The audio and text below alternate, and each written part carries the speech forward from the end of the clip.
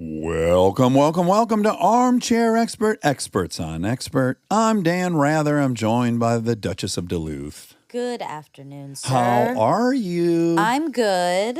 Listen, I have a very exciting announcement for the 12 people who have reached out to me on social media.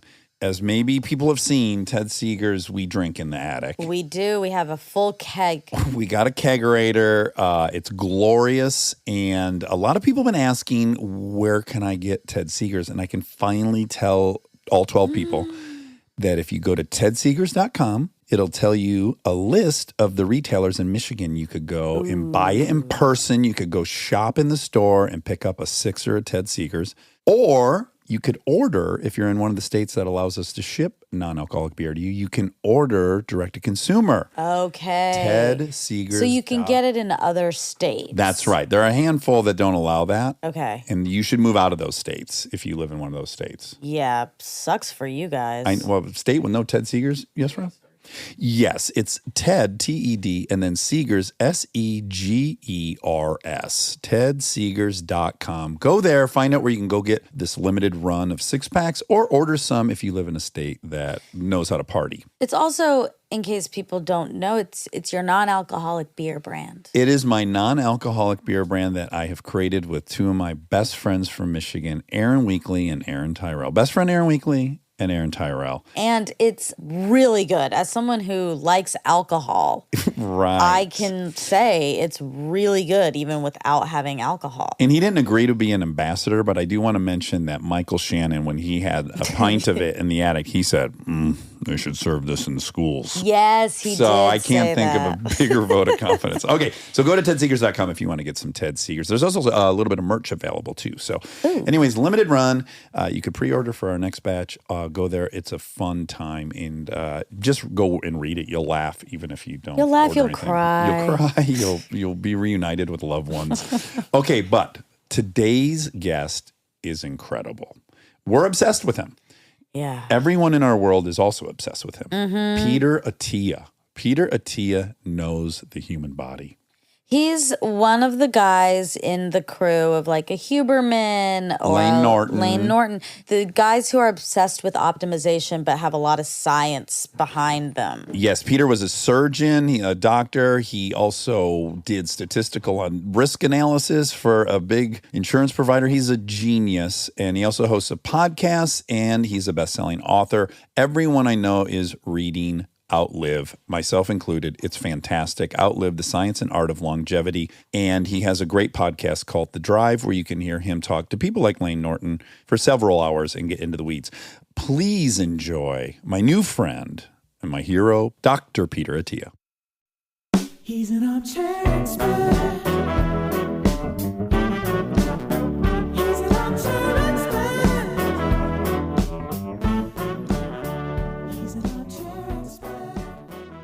They record another show in here. Monica sits here, and she likes a different headset volume. But it's good. It's good. We haven't been in here in forever. But I bet you were in here since I left. Yeah, I adjusted probably. this morning. God damn it, Wobby Wob. Do you have a Wobby Wob in your life who's just fucking bulletproof and so dependable? Perhaps not as great, but Okay. you can't do a podcast without this phenotype. Yeah, and you were at the forefront of biology, perhaps cloning Wobby Wob. Are we ethically? I would want to do it's that. ethical. I think the question is the way it worked out with Dolly wasn't so great that she. What happened to Dolly? I just don't think the life expectancy was there. Oh, it wasn't. Yeah. Did you hear that incredible? It was a This American Life, and then for a minute they had a video version of This American Life, and there was this story of a man who had a bull, and he had the bull cloned. Have you heard this one? No. Oh my God. They had this family bull, and it was very docile. It hung out in the front yard in the same spot under this tree. It could come into the house. It died. They were heartbroken. Some state college with a great agricultural programs, they cloned it. Came back to life, and the man at the point of this story in This American Life had been gored 3 times by the clone.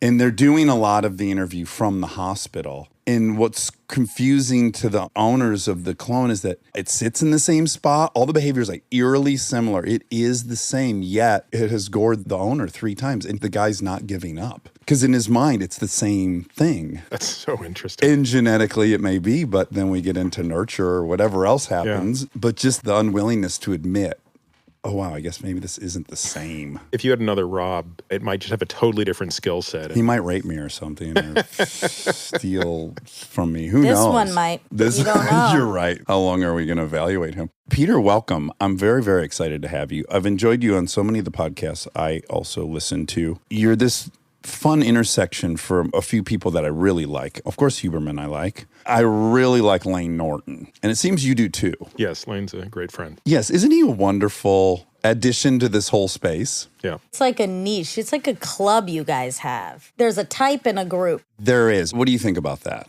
Do you recognize that you're in a group or that you're a type? There's a bit of a geography thing. There's a group of us in Austin, although Lane is not and Andrew is not yet.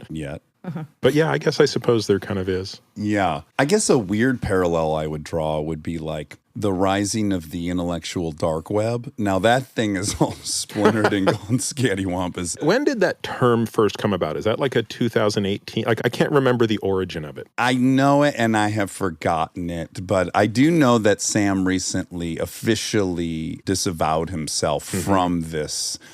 Because Sam all Harris? these Sam Harris. Oh, he did. Because all these people that were quite appealing for me, especially, they were provocative. They were not afraid to test the boundaries of all these things.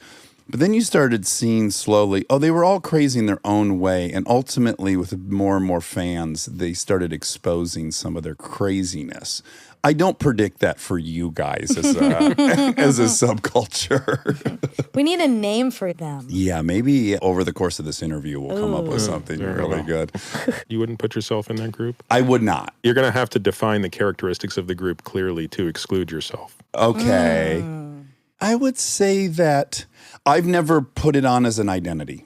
So I think I am provocative, or I think I have a high degree of disagreeability. There's some of these components that maybe are consistent among that group, but that's not my identity. I'm never trying to perpetuate that or defend it. It just kind of arises. Now, I have other identities I've created that are way more destructive and I admit are bad, but that's just not one of them, I don't think. Although Monica would be better at deciding if that's Yeah, an I don't honest- think you're in that group, but I think that's mainly because you haven't committed your life to Stirring the learning. pot. Yeah, I guess. Maybe we're talking about two different things. I don't know. See, I only think of it as an identity through friendship. Like, I would also include Jocko in that group. Who's Jocko? So Jocko Willink is a former Navy SEAL. He has a great podcast called Jocko Podcast, and we're all just friends that have things in common, Right. even though the topics we explore are totally different. Ostensibly, you all are in pursuit of kind of peak or optimal health. Right. I agree. There's probably a defining characteristic. And Dax will be dipping in the middle of this, so that immediately takes him out of the category. That's right. And I've thought about the fact that I will be dipping at some point in front of you, chewing tobacco, aka dipping. And I've already have some defenses planned and some admissions of failure. Yeah. So the whole gamut. Okay, let's start at the beginning. You're Canadian from Toronto and you're Egyptian. Well, my parents are both from Egypt, yeah. They moved from Egypt to Toronto. Yep. At what ages? Well, my mom in her 20s, my dad in his 30s. Pretty late. Yeah. And then they had you promptly thereafter. My mom came at 20 and had me at 22. Met your dad in Toronto? No, it was kind of weird. It wasn't an arranged marriage, but she went It wasn't to... not arranged? Yeah. That's how my She parents went are, to too. school with my dad's younger sister. You know, my mom to this day has some resentment, right? Because she never wanted to leave Egypt. My father couldn't wait to get out. And he came 7 years earlier. He went back to marry my mom, sort of tricked her into coming to Canada. Like, this is just going to be a temporary thing because she had no desire to leave. Like your plan with Huberman in Austin? And my mom was profoundly distraught being isolated in Canada, hated it. She didn't know certain things, like she didn't know what snow was. So the very first time it snowed, she literally called my dad to say, there's this white stuff. They lived in this tiny piece of dump apartment building. There's this white stuff coming down. What is it? You know, you couldn't Google it. And he said, oh, the neighbors are just probably throwing paper from the upper apartment. Like, Oh my God. That's normal. Shredding. Yeah. There's an accountant up there who's rapidly shredding documents. Yeah, so she was just like moribund depressed. And, Yeah. and then had me. So I was supposed to cheer her up from all of this. Yeah, that always works. That's a recipe for success. And what does Coptic mean? You're Coptic Egyptian. Yeah, so Coptics are the descendants of the pharaohs. There would be the first sect of Christianity. No shit. So was religion prominent in the house? My parents did sometimes go to a Coptic church in Toronto, but I think that was just as much to be associated with other Egyptians. But I didn't really feel a strong sense of attachment. And I regret that. Up until I was 5, I could speak Arabic. And if you send me to the Middle East now for a couple of weeks, especially to a part of the Middle East where the accent is similar, dialect. I will understand them within 2 weeks. But I do regret that my parents didn't force upon me the language. It'd be a great language to know. It's a challenging language. Yeah. Let me also be upfront with what I hope my focus today will be. As I've heard you on all these other podcasts lay out a lot of the very dense and esoteric bits and pieces of hormone therapy and all these different things that Tim Ferriss did brilliantly, that Huberman does, that you do on your own podcast brilliantly. I think chapter 17 for me will be of the most interest. So I want to lay out everything in Outlive, but I also will have a particular interest in that. And that's obviously something I think that we do a little differently than other things. So if you'll bear with all this childhood stuff, I think it'll come to bear when we get into chapter 17 of your book. What was the vibe in the house? By definition, the family's outsiders. Mom doesn't want to be there. That's not ideal. What is Dad up to professionally? My father did everything, but his main gig was he owned a restaurant. So it was the first Middle Eastern restaurant in Toronto, if not in Canada. Was it on Yonge Street? No, it wasn't on Yonge Street. It was in a crappier part of Toronto called Scarborough. Okay. So it was on Kingston Road. He worked there during the evenings, so from 5 o'clock till midnight. And then during the day, he was a stockbroker. Get out. So my father worked incredibly hard. In two of the most stressful jobs you could probably take on. Yeah, I suppose Stock so. trading risky. and all restaurants fail, right? This is what we know about him. I mean, the pressure he must have been under. Yeah, probably the most consistent thing I remember from my childhood as far as my parents is the tension between them with respect to how much he worked and his absence. He was gone before I woke up in the morning, and he did not come back until I was in bed, so I didn't see him. But I didn't think that was abnormal.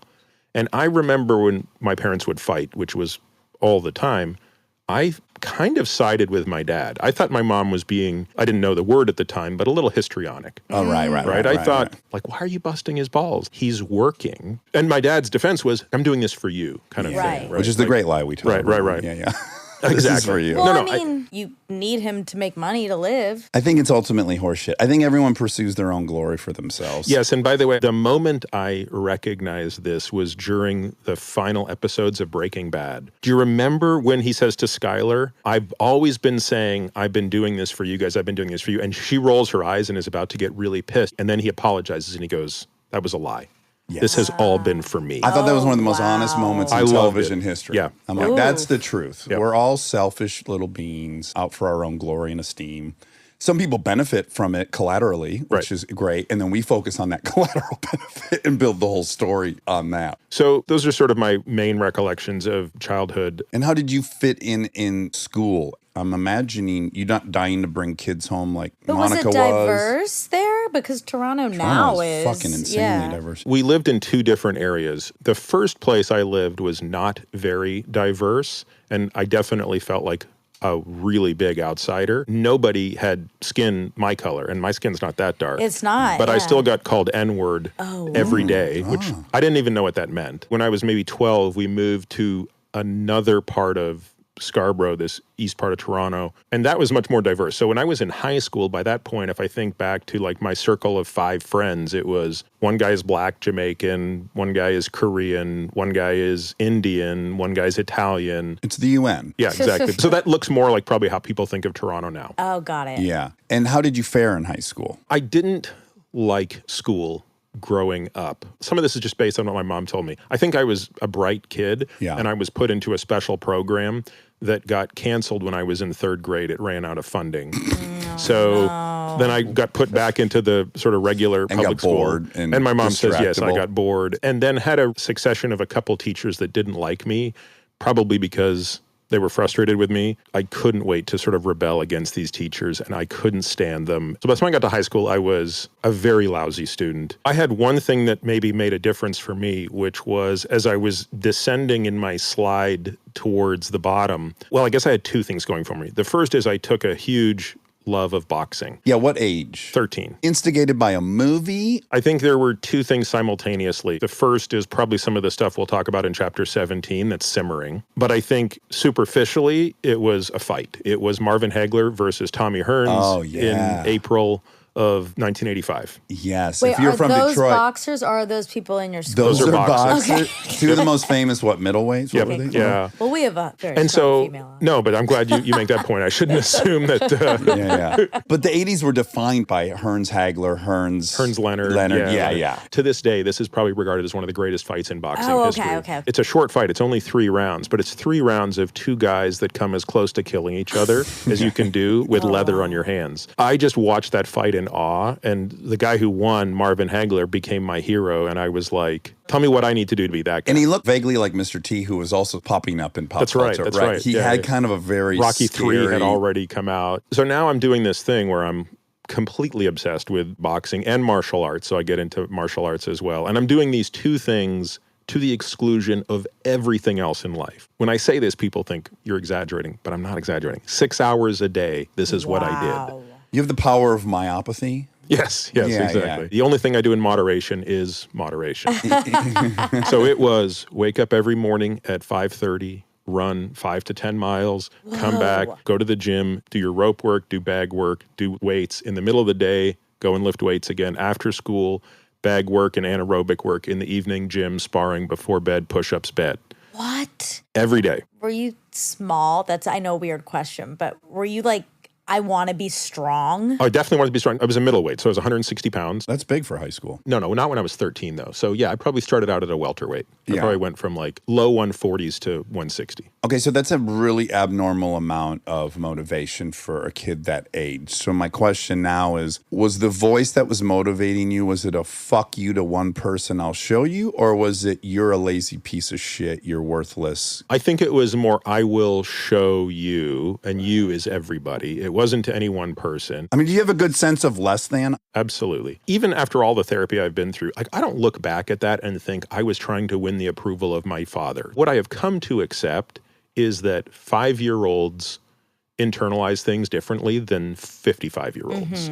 So I can't use my brain today and look back and go, oh, you must have thought this, not this. No, I don't think any of that's true. So I'm sure on some level there was a sense of abandonment, that performance-based esteem became the sort of dominant theme of my life. But the reason I think I got fortunate is that I think different people tap different things for dopamine. You have to be careful not to get into value judgments, right? I think there are some people who tap substances for dopamine, and there are some people who tap achievement for dopamine. I don't think they're any different. Couldn't Society agree more. happens to reward one more than the other. So I just got lucky that my dopamine switch got triggered by achievement. Although, maybe. You know, like I chose another route. I had a few going, but they all leave you in the same spot, ironically. Societally, it looks like one's productive and constructive. But if you are left as a void with the hole ever growing that you're trying to fill, misery and suicidal ideation, that's got to be the only thing we measure as a sign of success. Well, and the other thing is sometimes the chemicals, for example,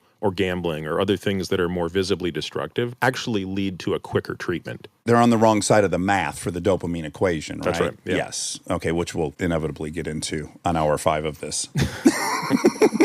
So I'm making my way through high school, and high school today, parents are so involved. That wasn't the case when we went to high school, right? No, you and I are the same age. Yeah, like my parents didn't know a thing. If the school didn't call, Right. they weren't going to know. If you one weren't thing. getting suspended, your parents had no idea what was going on. I knew that there was some sort of tacit expectation I would go to university because that's what immigrants would expect. That's why they came here. Yeah, that's Yeah. why we came, so you wouldn't have to work in the restaurant. But that was about it. And then so you fast forward to 12th grade. I'm nowhere near ready to go to college. In Canada at the time, you had to take certain prerequisites. Maybe they're like what we would call APs now. and you have to have 6 of them to go to a Canadian university. I had exactly 0 in 12th grade. So I'm not going anywhere. One morning, my math teacher says, "Hey, I heard you're not going to university." And I said, "Yeah, that's right." Have you seen Hearns Hagler? I expected him to give me the old, "that's a dumb idea" speech, and he didn't. He just said, "What are you thinking about doing?" And I told him. He goes, I really respect you for following your dreams.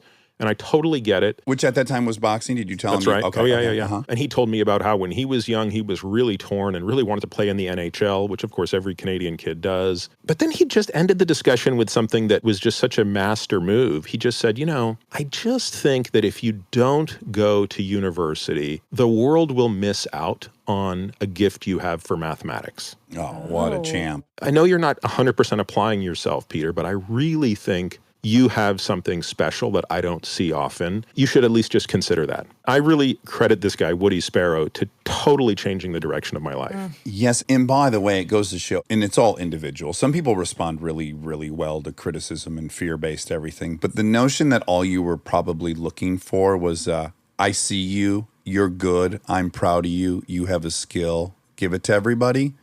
Yeah. Positive, loving, kind, generous.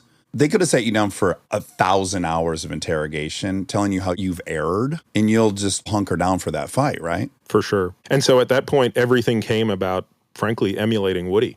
And so Woody, who was our math teacher, had previously worked as an engineer, but then went back and got a master's in mathematics. So I just decided, well, I'm going to be an engineer who specializes in math and mechanical engineering. So that's what I went on to do. Yeah. I'm going to go major in Woody. I'm going to be Woody. I'm a graduate program. But how'd you do that with 0? I had to come back for an extra year. Okay. Yes. Wow. But then I came back that next year, and this goes back to the boxing thing. The 6 hours of training gave me, for lack of a better word, I think just the discipline. Yeah. All of a sudden sure. I said, well, you used to train 6 hours a day. How about you cut that down to 2 and you study 6 hours a day and make up the difference?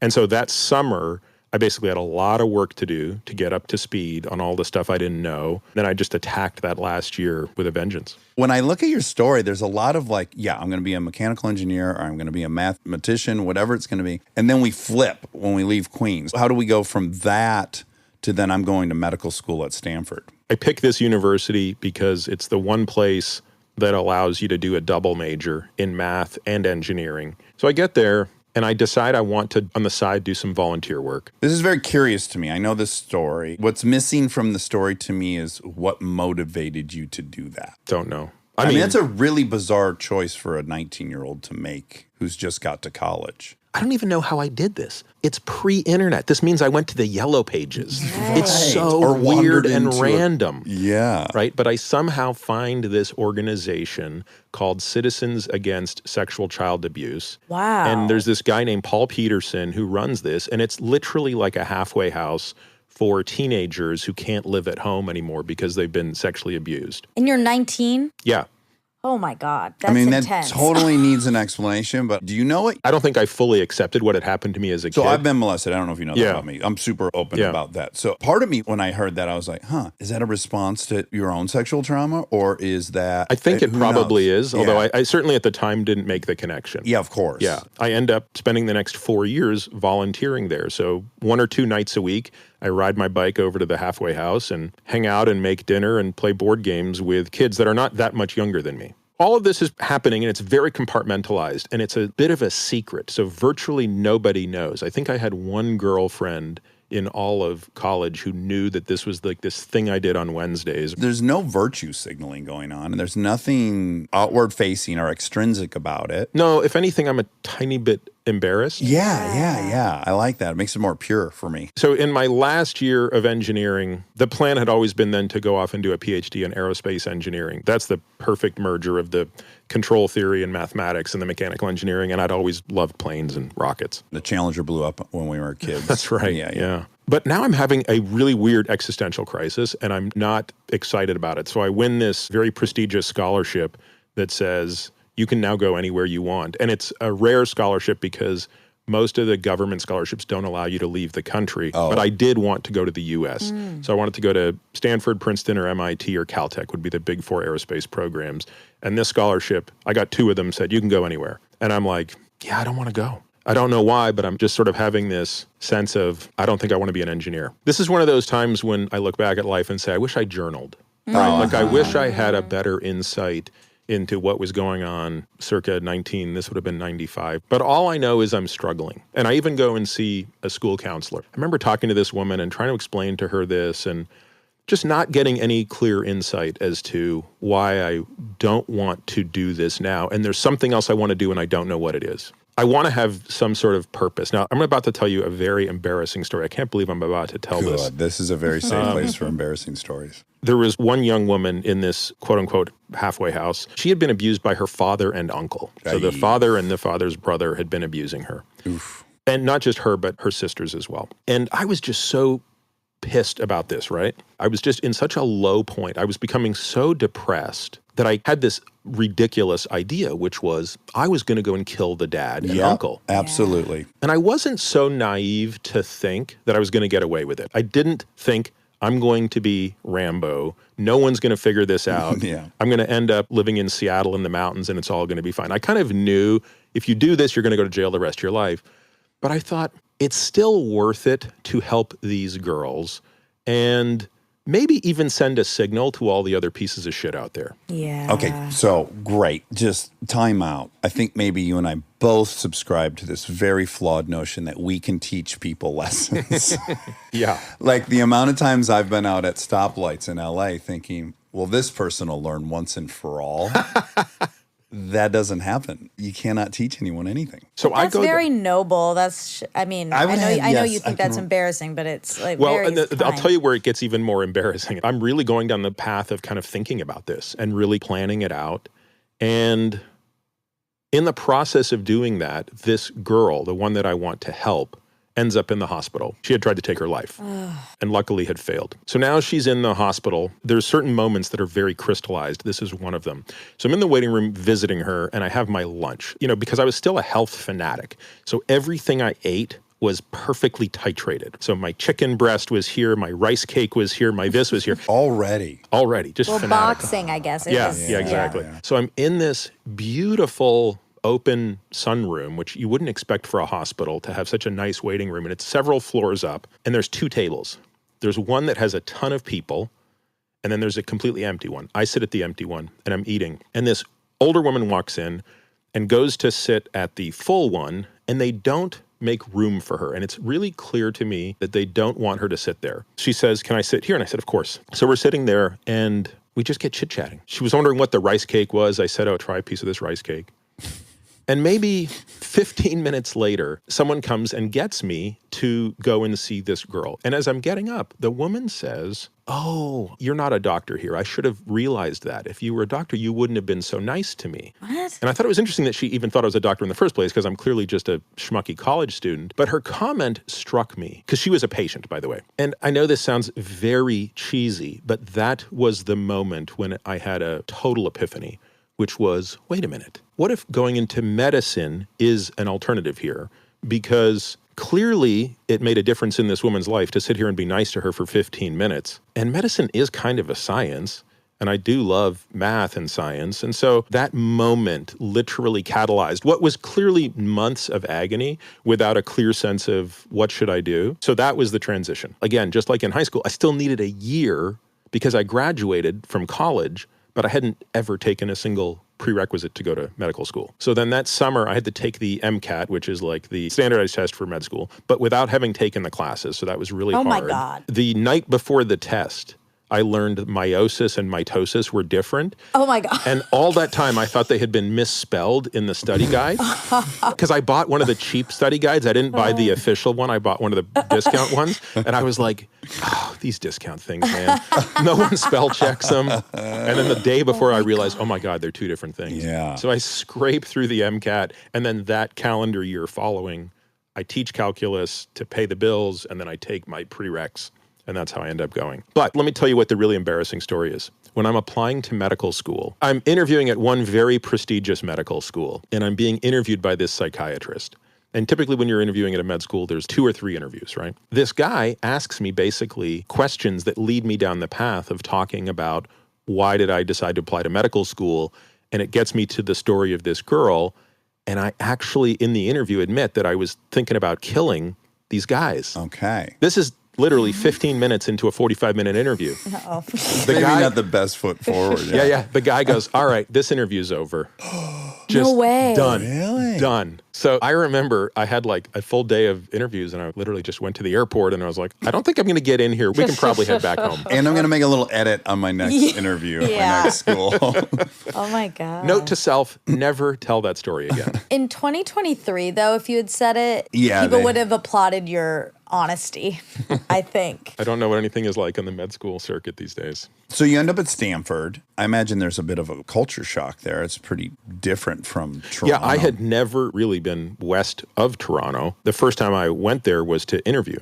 And it was the only school I applied to on the West Coast. And I remember applying there and thinking, oh God, if I have to apply here 10 straight years to get in, this is the one I want to go to. Yeah. Because I think I finally realized how much I hated being cold. I remember it was a February and it was like 70 degrees. There's a lot of immediately appealing things. I coming from a very similar area, and I'd say culture, despite the Canadian-American thing, we suffer a lot from tall poppy. We suffer a lot from, I don't know, the stock darkness. The darkness of the winter is yes, and the unbearable. stock and trade where I'm from was a story where someone ultimately was trying to belittle your status. And the end of every story is, and then I told him to fuck off, or I punched him, or I quit the job. And then you come out here and you're like, I feel very light. Everything is kind of positive. It's kind of shocking, I think. I couldn't have been happier. I think back to those 4 years of medical school. I felt very fortunate because you're at a little bit of the mercy of the other people that show up in your class. I mean, Stanford is a small class. There's only 85 students. That's about half the size of a normal med school. But immediately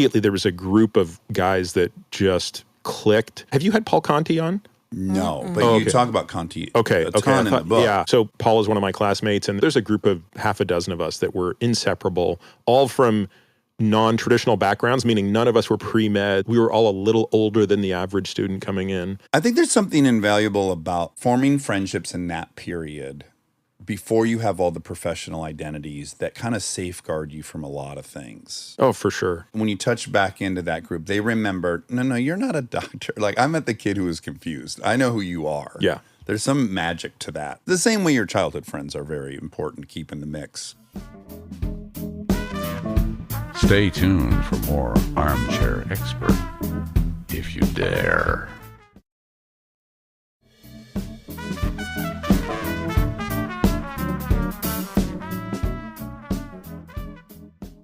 Okay, I want to make this observation. I've met a lot of surgeons. I've been operated on a lot of surgeons. We have interviewed several surgeons. There's a personality type. So it's like apex controlling, pretty arrogant. Mind you, these are qualities I kind of want in my surgeon. But there seems to be a type. Would you agree with that assessment? And how did you find yourself being pulled to being a surgeon specifically? When I went to medical school, I actually thought I would do pediatric oncology. Right away, as soon as I show up in medical school, I'm spending time in the pediatric oncology ward doing that kind of stuff. But also, sampling around broadly because you have 2 years of classroom only where you can do whatever the heck you want in the hospital with your free time. And then you have these 2 years of clinical rotations, which are highly structured.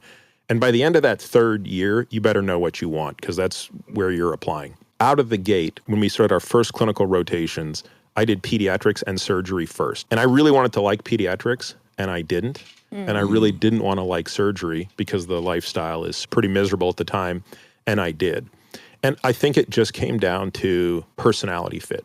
So the pediatrics one, this was a little bit after the Austin Powers movies, and I was obsessed with Fat Bastard. You remember? You remember? Yes, of course. He had a Dutch accent? Scottish. Scottish. Yeah. So I would basically run around the pediatrics ward talking about eating the babies because remember he wanted to eat mini me. Get in my belly. Yeah. In my belly. Yeah. And so I would do that to all the babies. I would talk about eating babies and my it's God. the other white meat. Killing the predator, eating babies. Not one of the pediatric residents laughed. They just didn't like me. They didn't think I was funny. They didn't want anything to do with me. Yeah. So I realized you have to be around people that you laugh with and you goof around with. Well, can I also make an armchair psychoanalysis I think observation? you're perfectly positioned to do that. I mean, you love control. Yeah. The training is control. The diet is control. The repetition of left, right. Everything is fucking control. Now, patients who are babies who you have a communication barrier with, who you're not going to be able to observe how they take on your treatment recommendation versus I open you up, I cut here, I suture here, I cauterize this. One is so vastly more control oriented. Yeah. Was patient- that the same 100%, Ob? yeah. I guess that didn't take a lot, did it? Well, we're both smart. No, I just meant it's right there on the table. No, it was. Yeah. I mean, that's a through line, it seems, in your whole yeah, life. Yeah. Yeah, I end up doing surgery, deciding that despite the challenges of that type of training, this is what I want to do. Then you end up at Johns Hopkins, where you're doing your residency. The decision to go to Hopkins was a hard one because I loved being in California so much. Yeah. But you're now going to Hopkins Baltimore. was the epicenter of surgical training, in part because of where it sits. Sure. This is the wire circuit. That's exactly right. Yeah, you're getting a lot of gunshot wounds. You're getting all kinds of emergency And the visits. wire, I think, came out of a book called The Corner. After I matched at Hopkins, I had a friend who was 1 year ahead of me who was also doing his surgical residency at Hopkins. He was an ENT. And I said, hey, Brian, any advice for me before I come out? And I'm expecting him to like tell me to read a textbook or don't live in this part of town, do live in this part of town. He doesn't give me any of that. Never eat at... Right. Instead, he goes, read The Corner. No shit. And I said, why? And he goes, because this is exactly the patient you will see in the ER 50 times a day. Wow. So you need to understand this very well. Yeah, what great advice. So you get here and now you are in your residency. You perform a lot of operations. You even then go on to work as a surgical oncologist at another place in Baltimore for 2 years. At the NIH. And then you do it again. You up and decide, I'm not going to be a surgeon. So this is crazy from the outside. Yes, and especially for my dad. So the one detail I didn't mention is when I decided to go to medical school, my father was very upset at me. No. Which was very interesting because it was the first time he'd really ever weighed in on a decision. He was so upset at me that we didn't speak for almost a year. Now, isn't Apex first generation goal Doctor? I thought it went doctor and then backup lawyer. I mean, I thought this was like written in stone. I think part of it was he thought you already have this great degree that you got for free. You've got scholarships to go and pay for the PhD. And why would you go and take on $250,000 of debt to go and do this other thing? You almost got out of this scot-free. You can be in positive earning immediately, and instead you're going to get yourself into a hole. You're going to be working at a restaurant and just trading fucking penny stocks during the day and not present with your family. So then, yes, now I decide to do something even more ridiculous. Okay, so why do we leave that? By the way, all this stuff is very brief in your book. So I want people to know, like, this is the stuff when you read his book, which is phenomenal. Everyone that reads it loves it. Kristen's obsessed with it. She had to come meet you before this interview. But this is the stuff that's kind of not in there that I had a great curiosity about. I am really loving surgical training, but the camaraderie in that group is also second to none. It's like being in war, right? Everyone's up. They're sleep deprived. The stakes are high. Victory's unparalleled if you save someone's life. Yeah, people who come to Hopkins typically have an appreciation for tradition. It's where the American residency system came from. So you walk by the statues, you see the photos of the gods of this field. Well, it's the curriculum that Rockefeller decided to fund all other colleges to adopt. I mean, it's the one. So everything's going sort of well, but there are moments when I'm frustrated. Now, I write about one of these in the book, so I won't go into it in much detail. But basically, there are just these moments when I realize I'm not being encouraged to think creatively. In fact, I'm being very discouraged from that. I sort of understand on the surface, there's a lot you have to learn in medicine, and you're not going to figure out a new place to put the appendix. This is where the thing sits. This is where the aortic valve sits relative to the pulmonic valve. There shouldn't be much creativity there. But there were certain things that I just thought were kind of being done a little bit backwards, and I would propose other ideas for things, and the nature in which that kind of was being turned down really irked me. Well, it was vitriolic. You had been screamed at for suggesting something that ultimately would have been beneficial. Now, do you think this was driven primarily by tradition and locked into a paradigm, and maybe in concert with the enormous liability issue that drives so much shit? Like, if you do everything per the schedule, there's nothing in court when that case comes around that they can point to any divergence that might imply liability. Do you think some of it was driven by that? I think so. Have either of you read the book Alchemy? No. It's written by Rory Sutherland. It's one of the most interesting books I've read in the past year. So as soon as you finish reading Outlive, pick up Alchemy. And he talks a lot about different strategies for marketing and how there's kind of the obvious way to do things, and it's safe because if it doesn't work, you can always say, yes, but this is the way we do it. And then there's this other way that's much riskier, has way more upside when it works, but if it fails, you will get fired. Right. And I think that's probably true across many professions. There were also some personal things that really irked me. I don't know how true this is today, but back in the day, there was no wiggle room in life. And in a span of 2 months, there were 2 things that mattered to me that I missed. So one of them was my best friend from high school got married and wanted me to be his best man. Oh, now, boy. he gave me an 8-month heads up. Oh, boy, yeah. If you can't do that. So I had an 8-month heads up to be at a wedding, to be a guy's best man, and had the okay to do it. And then a week before, got told, sorry, we're going to change the schedule. You're not going. And that ground my gears. Someone's controlling you. Yeah. A month later, my wife ran the Baltimore Marathon. And again, I had this 1 day off per month to go. And somehow it got taken away from me, and now I'm not there watching her run the marathon. This was just making me so angry. And on that night that I was supposed to be at my friend's wedding, I was instead on trauma call, and I was in sort of a salty mood, and I'm down in the ER, and I'm looking at a film of a trauma patient, and the radiologist, who I'd never met before, this is this woman I'd never seen before, which is odd. All the faces are familiar, but somehow I hadn't seen her before. You know, we're getting chatting, and she's very nice, and she says, oh, you seem kind of in a bum mood. What's up? And I just said, I'm not supposed to be here tonight. I tell her the story. And she's like, oh, you should go work at McKinsey & Company. And I'm like, what's that? Wait. She I'm just not said making that that idea. randomly? Yes. Well, here's the thing. I later found out she had done the same. So she had started her residency in surgery at another hospital, had left to go to McKinsey & Company, had done that for a couple of years, decided she wanted to come back to medicine, but didn't want to go to surgery, so came back and did radiology. So now she was a radiologist. Oh my God. Wow. Yeah. Wow. I don't think she said that to me after 30 seconds. It was probably like a 20-minute discussion, but that planted the seed. Well, it's all about timing in life, right? Yeah. Like she says that 2 weeks before when you still think you're going, you probably don't even hear it. You That's probably right. don't even remember it. Sounds like she was a secret recruiter or something. Just hilarious. like going into spaces and like, hey, have you ever thought about this? Yeah, like an inside headhunter. Yeah. Oh, I like it. All right, we're going to have to teach you a lot of radiology. This is the kick. You have 9 years to go acquire all this. No one will ever find out. So 6 months later, I decide, after a lot of soul searching, I'm going to leave. Wild. And you're in some ways at the finish line of your residency. Yeah, between med school, post-bac residency, I'm now 10 years in. Okay. Which, again, seems insane. And everybody thought, you are so crazy to do this. Yeah. Okay, now here's where it looks a little suspicious from the outside that you have some bizarre fear of success. I don't even really know what that means.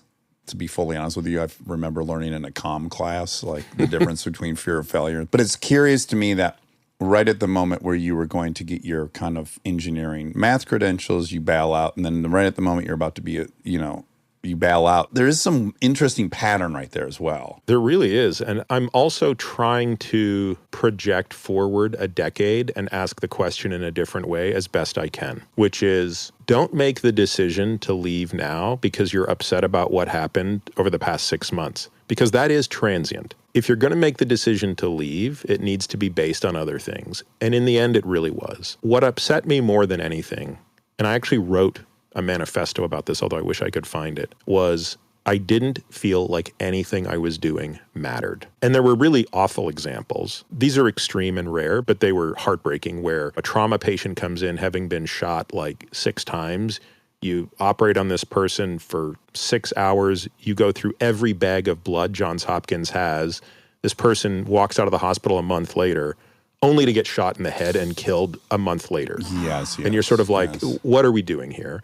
And You're then, also cutting off limbs of diabetics. You're cutting out tumors. That's right. Someone's going to come back. especially certain types of cancers like pancreatic cancer, they're all going to come back. Yeah. I opened the book writing about this kind of dream that I had that at the time I didn't really understand. I think now I look back and I really get what the dream was. I, at this point, was very frustrated with medicine, felt like I had really wasted a decade of my life, and was a little bit ashamed of it because I felt like an idiot. And I thought, if you had just finished your engineering degree, gone to business school, done any other thing, like, look how much further you'd be ahead. I felt like a schmuck and I just wanted to get away. The one pattern is this kind of fear of success for whatever the thing is. But then on another way, there's this really admirable thing, which is hard to do, which is to not throw good money after bad. It's like, yeah, you just potentially wasted 10 years of your life. So the solution's to waste another 2? What was Joseph Campbell's book that I read around the time. The Hero's Journey. Hero's Journey. There's a line in that book that says sort of the hero is the one who has the courage to pursue his own bliss. That line stuck with me, and I remember thinking exactly what you said. At the time I was, 34 maybe, and I was like, look, in 10 years I'm going to be 44. Think about what you want to be doing when you're 44, not thinking about the sunk cost. So I agreed completely, and I thought that the sunk cost fallacy was a bad idea. Again, there's an interesting point because when I ended up getting recruited to go to McKinsey, the assumption was, of course, I would do healthcare. And I did a little bit of healthcare, but I did virtually all finance. And risk assessment. Right. But were you also like, oh, my dad's right? That would keep me there. It never crossed my mind, Wow. actually. Yeah. My hunch is you've always made yourself so busy on the thing you're focusing on that you leave little room to wallow. There was zero introspection in my life at that time. And in fact, you're at peak skill set for distracting yourself every second you're awake so that you don't have to consider the more underlying foundational things that might need examining. Yeah, I've always got kind of another addiction. And at the time, it's now open water swimming. Yes, this is hilarious. Monica, the man in front of you, has swam from Long Beach to Catalina and also swam round trip Lanai, Maui. I read that, and I could not even wrap my brain around it. How far is that? Let's do Catalina. What's that, 40? 21 miles as the crow flies. The first time I swam it, I got to basically swim it in a straight line. So it was 21 miles. The second time, it wasn't. You're zigzagging. Yeah, so it was about 28 miles. How long does it take to swim 20 The first time it took me only 10 and a half hours. The second time, like 14 and a half hours. Oh my God. How many rounds of talking yourself out of panic do you go through? You start these swims in the middle of the night. Oh, Because you want to avoid the wind and chop as much as possible. And the water is at its roughest, typically from about noon to 8 p.m. You do not want to be on the water then. So you'll start that swim at midnight and try to finish before noon the next day. do you have any concern of like boats hitting you? I think on one of the swims I had to pause and tread water for 20 minutes while one passed. But you've got a huge boat there that's navigating for you. Okay, great. okay. Yeah, great. You're not just on your own. No. Somebody's got to be able to feed you off a kayak and stuff like that. This is so insignificant, but I want to tell you. My wife is shooting on a barge in Bora Bora. I'm there visiting. I find out that there are no boats going back to the hotel until 6 hours later, and that's too long for me. And I'm looking at this little island. You know, it's in a atoll, so there's all these tiny little islands around the center.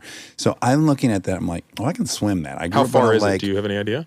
I can tell you what I thought it was. Yeah, Looking what at it, I thought it was probably a mile swim. Tell her I'm going to do it. She says no. Then she starts filming. I do it anyways. Mind you, I got flippers. I found flippers. So I'm like, I'm golden. And I was swimming for about 45 minutes. And I look at the island and it's looks not the same. closer. And then I turn around and I look at the barge I left.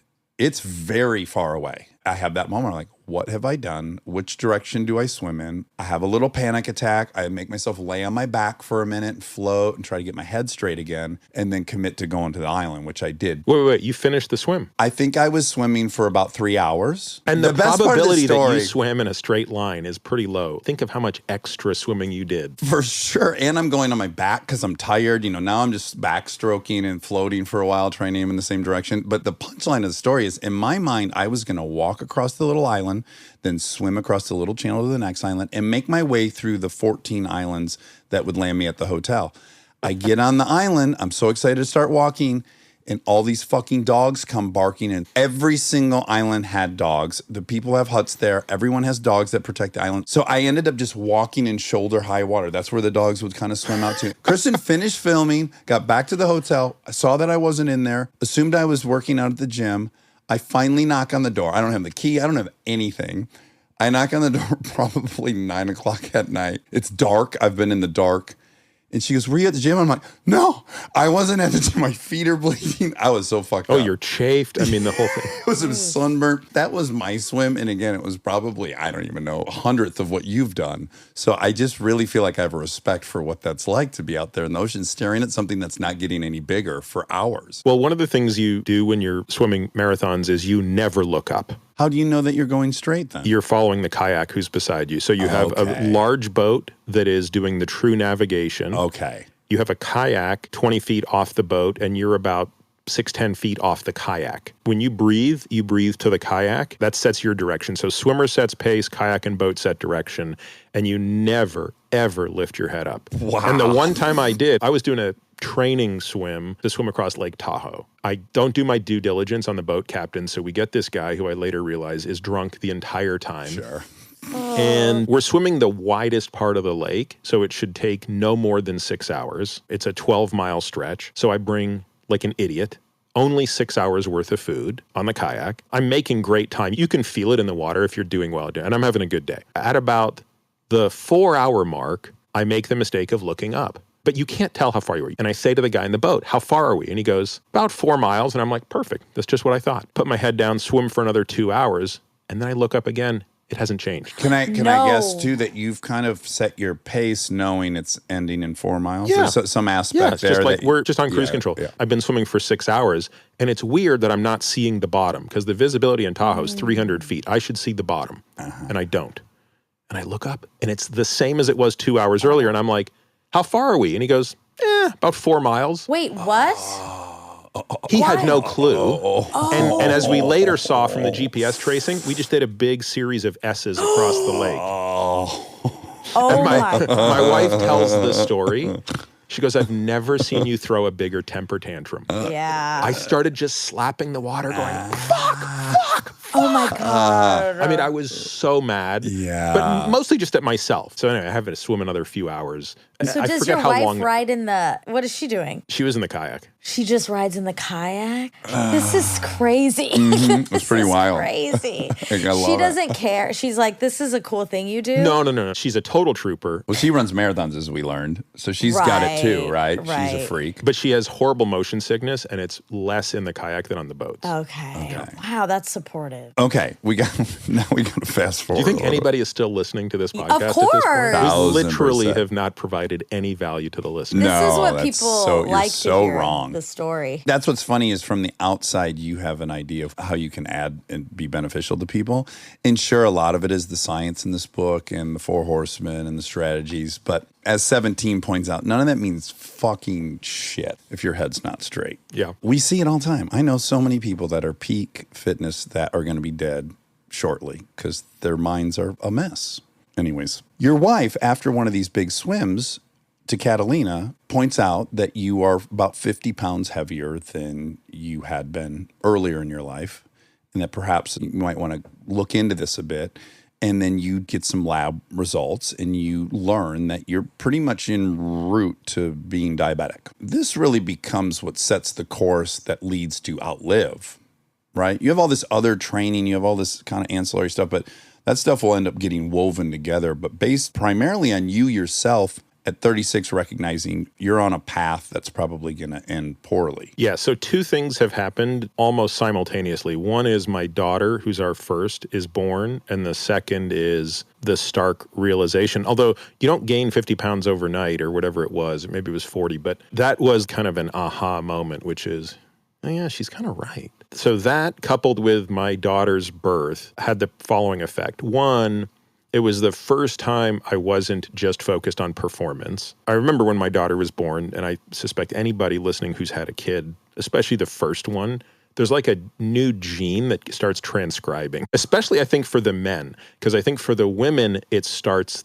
as they're pregnant. Sure. But I think for the guy, there's sort of this detachment until the baby's actually born, and then you look at this thing and you're like, oh my God. Oh, well, Kristen was in labor for 22 hours, and all of a sudden the whole team rushed in, and then they were wheeling her down to the emergency room for a C-section because the baby's heart rate had fallen, all that stuff. And on that run down to the operating room, I remember thinking like, oh, please God, just let Kristen live. Forget this baby. I don't care. And then hours later, I'm holding the baby. It switched within the course for me of like 3 hours. Even when my wife was in labor, I was at McKinsey at the time, I was sitting there on my laptop building models in Excel, not even remotely interested. I was like, let's just get this thing over with. I got to get back to work. Right. And I had apparently, I don't really remember saying this, but my wife repeats it so often that it's probably true. We had a cat at the time that we had rescued in Baltimore, like an alley cat. Her name was Midnight. I was obsessed with this cat. I would say, I hope I can love this baby as much as I love Midnight. Sure.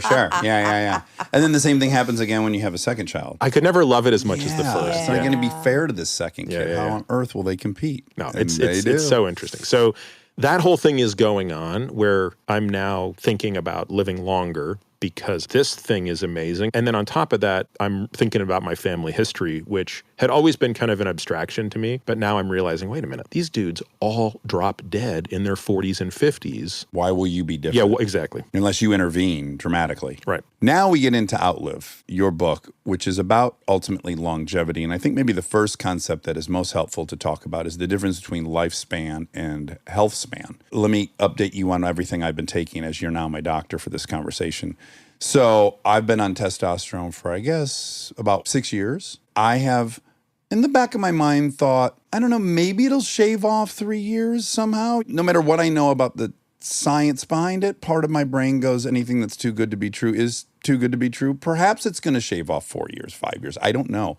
But I am very at peace with the notion of, well, I'd much rather have 25 really fun, productive years where I pursue my hobbies and I'm on fire to work. And you can take the ending for. So I myself had made that kind of mental deal with myself. I'd rather have a really high quality of life that's a little shorter. This feels a little bit similar to that, although your thought is that those two things aren't diametrically opposed. Yeah, they're not mutually exclusive. Yeah, mutually exclusive. I mean, you could think of examples where they are. Okay, you and I both love motorsport. So Yes. I could come up with a scenario where if I said, look, for me, the only thing that matters in health span is going under 7 minutes on the Nuremberg ring. Right, yeah. And I put all of my focus into doing that. Oh, and by the way, I have to do it in Niki Lauda's 1976 Ferrari. Because Niki was the first person to go under 7 minutes in the ring in anything. Of course, I'm never going to get there, but the only thing that gives me joy in life and health span is that I may shorten my lifespan so much dying, trying, that it might not be worth it. Right. There are examples where these can be diametrically opposed. Someone might be able to convince themselves that their heroin habit is really increasing the quality of their life. Yeah. There's also the documentary about this climber. He was like the least famous of all these climbers. He was a master of all the different domains of mountain climbing, got very into ice climbing, ultimately died. He died really young. It's a very sad documentary. But I was also looking at it going, well, they were saying before he was this obsessed with climbing, when everyone would do a hit of acid, he would do 9 hits, and then he'd do 13 hits of ecstasy. And I'm like, this guy was going to die, period. That's his makeup, like whatever's happening in that mind. So this other thing probably prolonged his life and was less destructive, and I don't know that it's a loss. I think for him, perhaps that was the best option of a lot of terrible options. We all know stories of people who die doing exactly what they love, and there's also something kind of weird and romantic about it when they die. Like my hero, as you can probably tell, is Ayrton Senna. Yeah, and whom you named your boy after. My youngest is named after. You could argue who's the best racer of all time. He is easily the most artistic and elegant F1 racer of all time. Died prematurely and died unnecessarily. So basically the front piece of the suspension rod through the helmet. Yeah. But the real point is unnecessarily in that he didn't need to be pushing that hard at that moment. I mean, we could do a whole podcast on his death. But going back to your macro point, absolutely. Health span matters, and I think most people will arrive at the conclusion you did, which is, I do not want extreme lifespan if the latter years are in low quality. And interestingly, the medical system we live in is fixated on lifespan and not health span. Because it's quantifiable, right? You can see Exactly. the appeal of it. It's like, well, if you go to 112, that's better than 110. The medical definition of health span is not a very robust one. It's the period of time in which you are free from disability and disease. That's a very low bar. And it doesn't mean anything. Like, what does that mean? What does disability mean? I'm technically nowhere near as able as I was at 20. At what point will I become, quote unquote, disabled? And if you're in agony getting out of your recliner, you're not disabled, but is that how you want to live? Is that quality of life? And even where do we draw the line for disease? You and I have prostate cancer right now. Well, we have multiple cancers, I'm sure, now. But like the question is, are we going to die from that? So I would say if we could define health span better, we would have a better chance of managing the metrics that matter. And in some ways, I think what the book tries to do is come up with a far better sense of what health span is, and points out if you really optimize on health span, cognitive, physical, and emotional, you will get the lifespan benefits along the way. Okay, so let me just really tie up your career, which is you did this risk assessment for a long time. Ultimately, you started your own private practice where you help people become optimal. And in doing this, you ask your patients, I'm going to start with, what do you want the last 10 years, your marginal decade, to look like? Do you want to be kayaking? Do you want to dance? What do you want to do? And I think all of us have a fantasy. I probably won't be on a motorcycle at the track, sadly, in the last 10 years. I don't know, but that would be one of mine, right? If I was shooting for the stars. But once, and I love this calculus, once you establish what you want to do, we actually know what it takes to do those things. We know what kind of muscle mass you have to have. We know what kind of lung capacity and oxygen volume you have to do these activities. And if we know what those numbers are, and we know how precipitously you decline, that's pretty exact as well. We can backfill and figure out where you need to be today. So as you decline year over year, you'll end up where you want to be. This is a kind of a cool novel. I don't know if it's proprietary to you, but it's a very cool way to look at your life and assess it and set goals. Yeah, I'll give you an example just because I did one yesterday with a patient. He's 62. We were going through the marginal decade exercise. And we start with the high level stuff. So he is obsessed with soccer. And one of the things he wants to be able to do in the last decade of his life is take his grandkids to every MLS stadium in the country. I want to get sort of granular. And he says, okay, so we have a cabin and it sits above a lake and there are 80 steps that go down to the lake. And I love to paddleboard. And he's like, if I could be in my mid 80s and I could walk down there, paddleboard and walk up, I would be living the dream. Yeah. And I was like, perfect. Let's now quantify that. Okay, the steps are 6-inch steps. We can calculate, to your point, the exact VO2 max that is required to get from the bottom to the top without stopping, cardiorespiratory capacity. We also know the amount of eccentric strength you require to walk down 80 stairs. Because, by the way, it's going to hurt more to walk up. You have a greater chance of injuring yourself walking down. Right. When you get older, you lose your brakes. So brakes are the things that save you when you're walking off curbs, downstairs, et cetera. Totally different training system. So we have metriced everything that he wants to do. And so now we know, okay, your VO2 max needs to be X. You need to have this much eccentric strength, this much concentric strength, this much lower leg variability at 60 to be able to do this at 85, because as you said, we know the rate of decline. Right. Wow. And you're not there. So you're way higher now than you need to be at 85, but you're nowhere near high enough to account for that. Interesting. Isn't that a great Yeah, way to that is. evaluate So you have to yourself? now train up to the level, which will take you about 5 years to train up to that level, so that as you continue to train and the inevitability of decline kicks in, you will hit your goal. So think of it as a glider. If you know where you want the glider to get, you can predict how high you need to be here to make sure you land over there. Yeah, another great way to look at it. Now, you're asking the very hardest ask, really. This is an ounce of prevention is worth a pound of cure. This is the marshmallow test. This is delayed gratification, this 5 years of building. But it's a little better than that. But on the surface, it's like, wait, you're going to ask me to basically triple my fitness or whatever it is so that I can enjoy this thing 10 years from now. The caveat is, no, actually, you'll be enjoying tomorrow much more. That's the thing. And I always point out to patients the difference between what I'm asking them to do and what maybe their investment advisor is asking them to do. If you think about it, when you're 25 years old, let's say you were wise enough to seek counsel from someone and they told you like, hey, if you could put 15% of your paycheck away every single week right now, this is going to pay enormous dividends when you're in your mid-60s. You can show them all the spreadsheets and they can intellectually get it.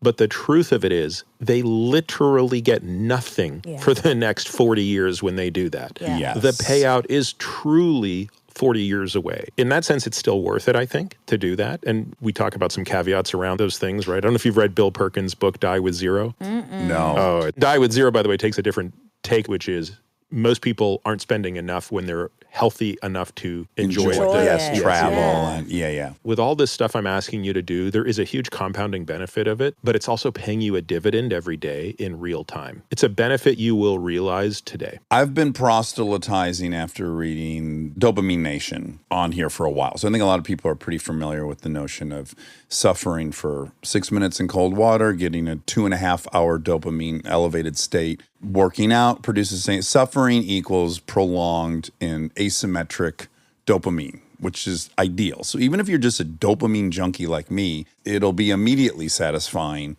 en route to getting to this ultimate plateau that you will then glide into your 80s with. But it is a big ask, I think, or it's the thing people are least receptive to. Because let's talk about right now medicine 2.0, how we think about disease, chronic disease, the ones we fix, the ones that are still lingering, what the mass percentage of all of us will die of, and how those things are completely impervious to intervention once they've begun virtually. Let's get into that. So how do people die, and what's medicine 1.0, 2.0, 3.0? Medicine 1.0 was medicine before there was a scientific method and an understanding of disease and treatment and how to test ideas even. We pretty much died fast deaths, as I talk about it in the book, and fast death is essentially infection and trauma. That's more or less how we died for 99% of our existence on this planet as humans. And during the era of medicine 1.0, which ran right up until basically the end of the 19th century,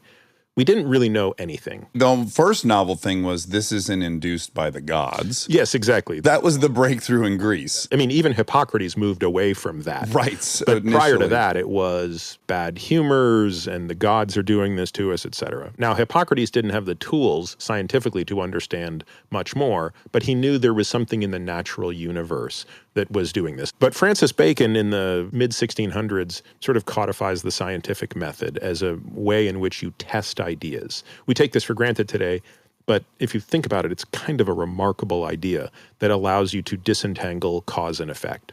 There are a couple other things that took place over the next couple hundred years, the development of the light microscope being an enormous piece of the puzzle, because now you could, for the first time, look at things that you didn't realize existed before, namely bacteria. Then, obviously, the development of antibiotics. And so, in a relatively short period of time, medicine 1.0 progresses to medicine 2.0. These things, in the span of 2 to 3 generations, literally double human life expectancy. Yeah, it's the biggest paradigm shift in medical history, and it remains so. 70% of deaths are kind of neutralized by these technologies. Yeah, in fact, I think I have a chart in the book where I point out that if you go from the life expectancy over a 100-year period where it goes from just under 40 to about 80, if you strip out the top 8 infectious and communicable diseases, it hasn't changed.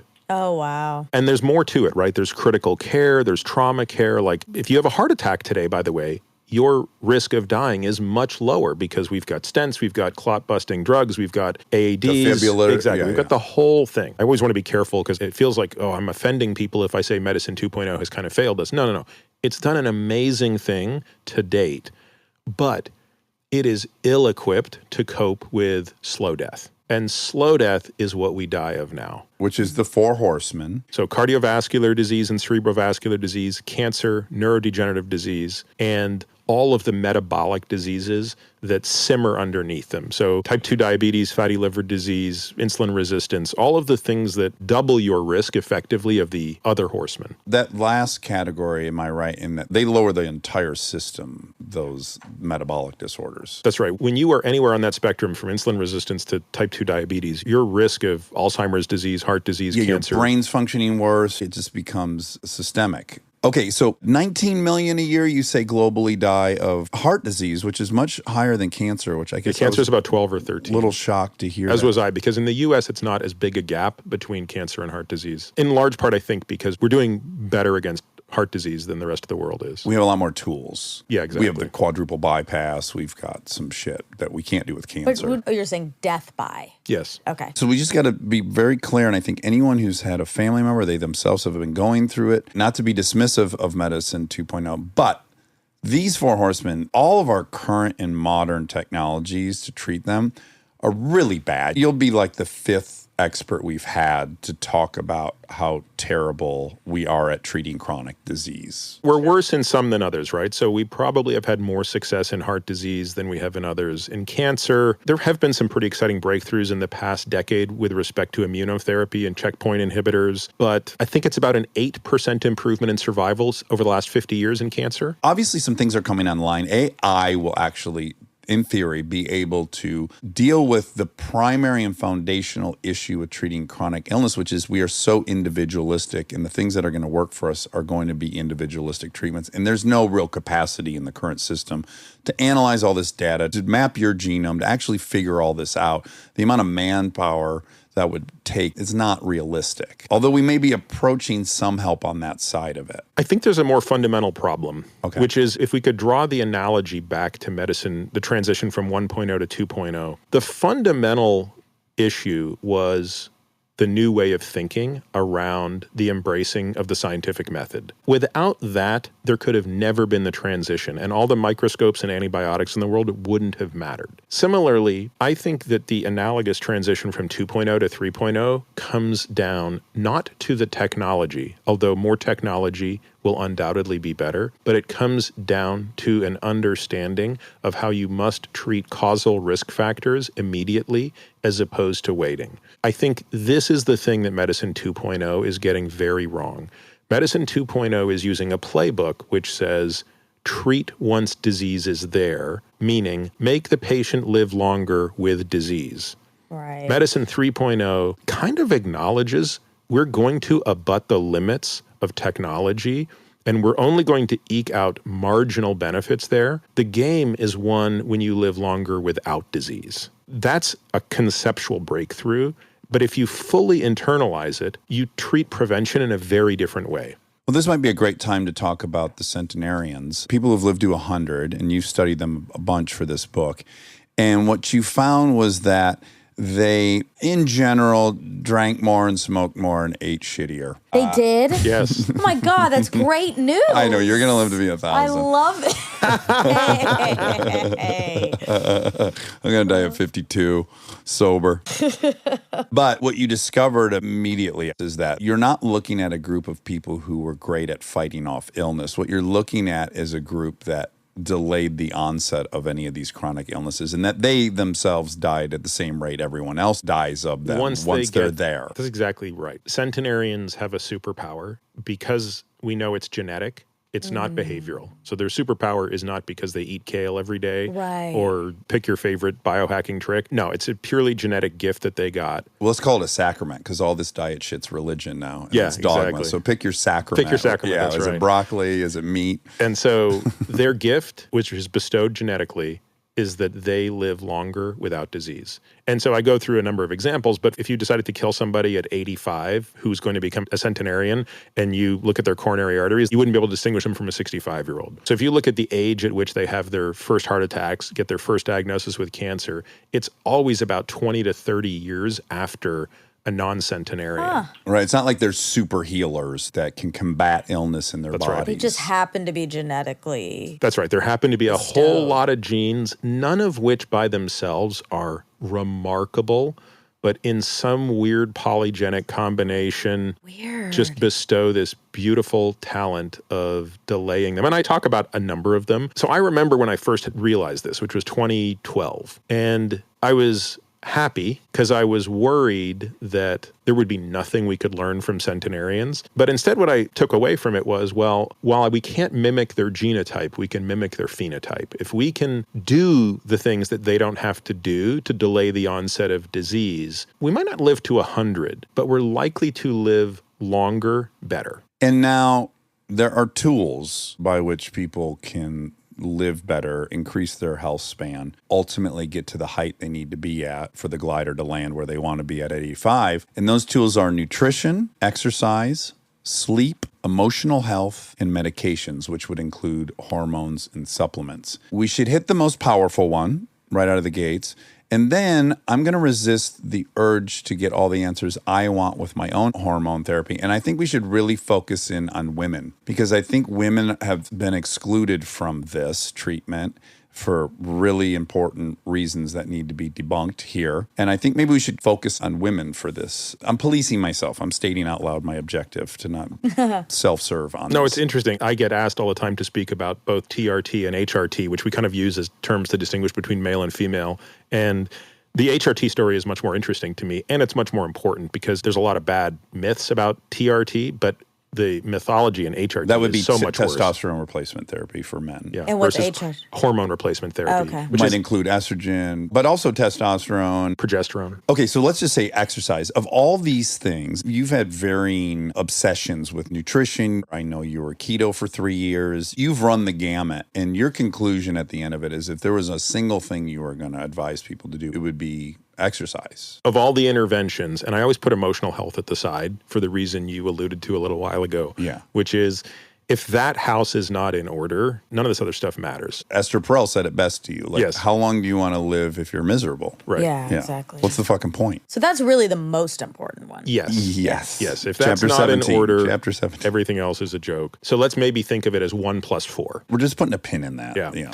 But of the other 4, I could always find an example of an extreme where if it's not corrected, it's catastrophic. If you took a person and you didn't let them sleep at all, they'd probably die in 2 or 3 weeks. Wow. Literally. If you let them only sleep 3 hours a night, no amount of exercise is going to fix that problem. Like, that's such a catastrophic deprivation. Similarly, if you calorie restricted a person to the point of malnutrition, well, at some point that's going to become the dominant feature. So when I say exercise is the most powerful tool we have, what I really mean is, 1, it's the only tool for which there doesn't appear to be any upper bound to the benefit. There's no upper bound to the lifespan benefits that come from high strength, muscle mass, and fitness, especially strength and cardiorespiratory fitness. Muscle mass, you can debate that at some point it becomes counterproductive. Obviously, if you look at huge bodybuilders. Yeah, they starve their organs. So maybe take out the extremes, but in terms of what like a normal person could achieve. And even more important for females, I think this would be counterintuitive for a lot of people, that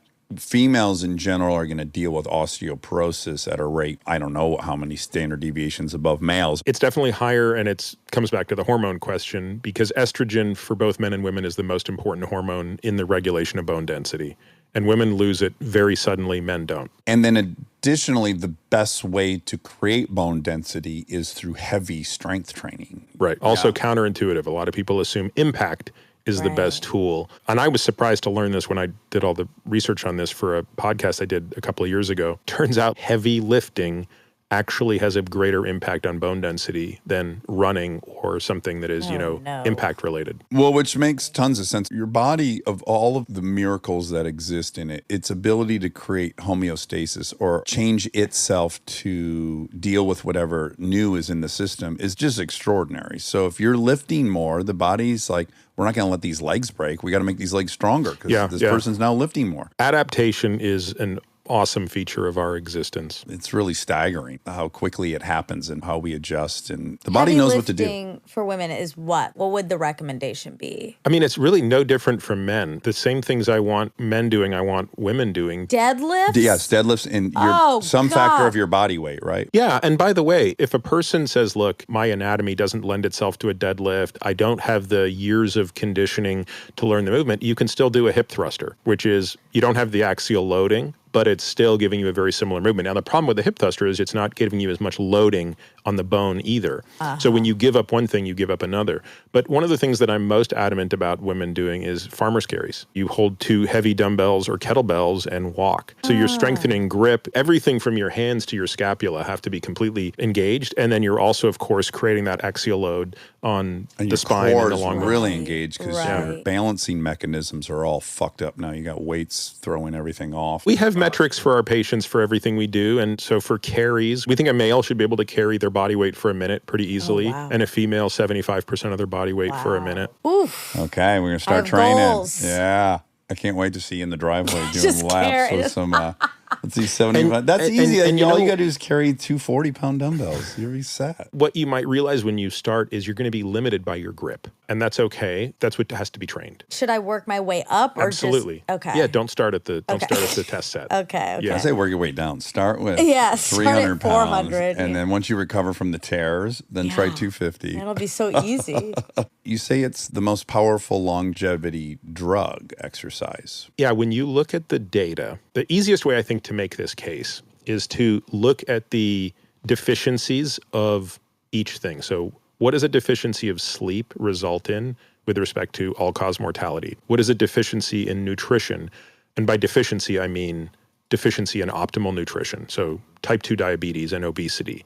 How does that impact your health? How does the impact of horrible sleep impact your health? How does the impact of horrible fitness impact your health?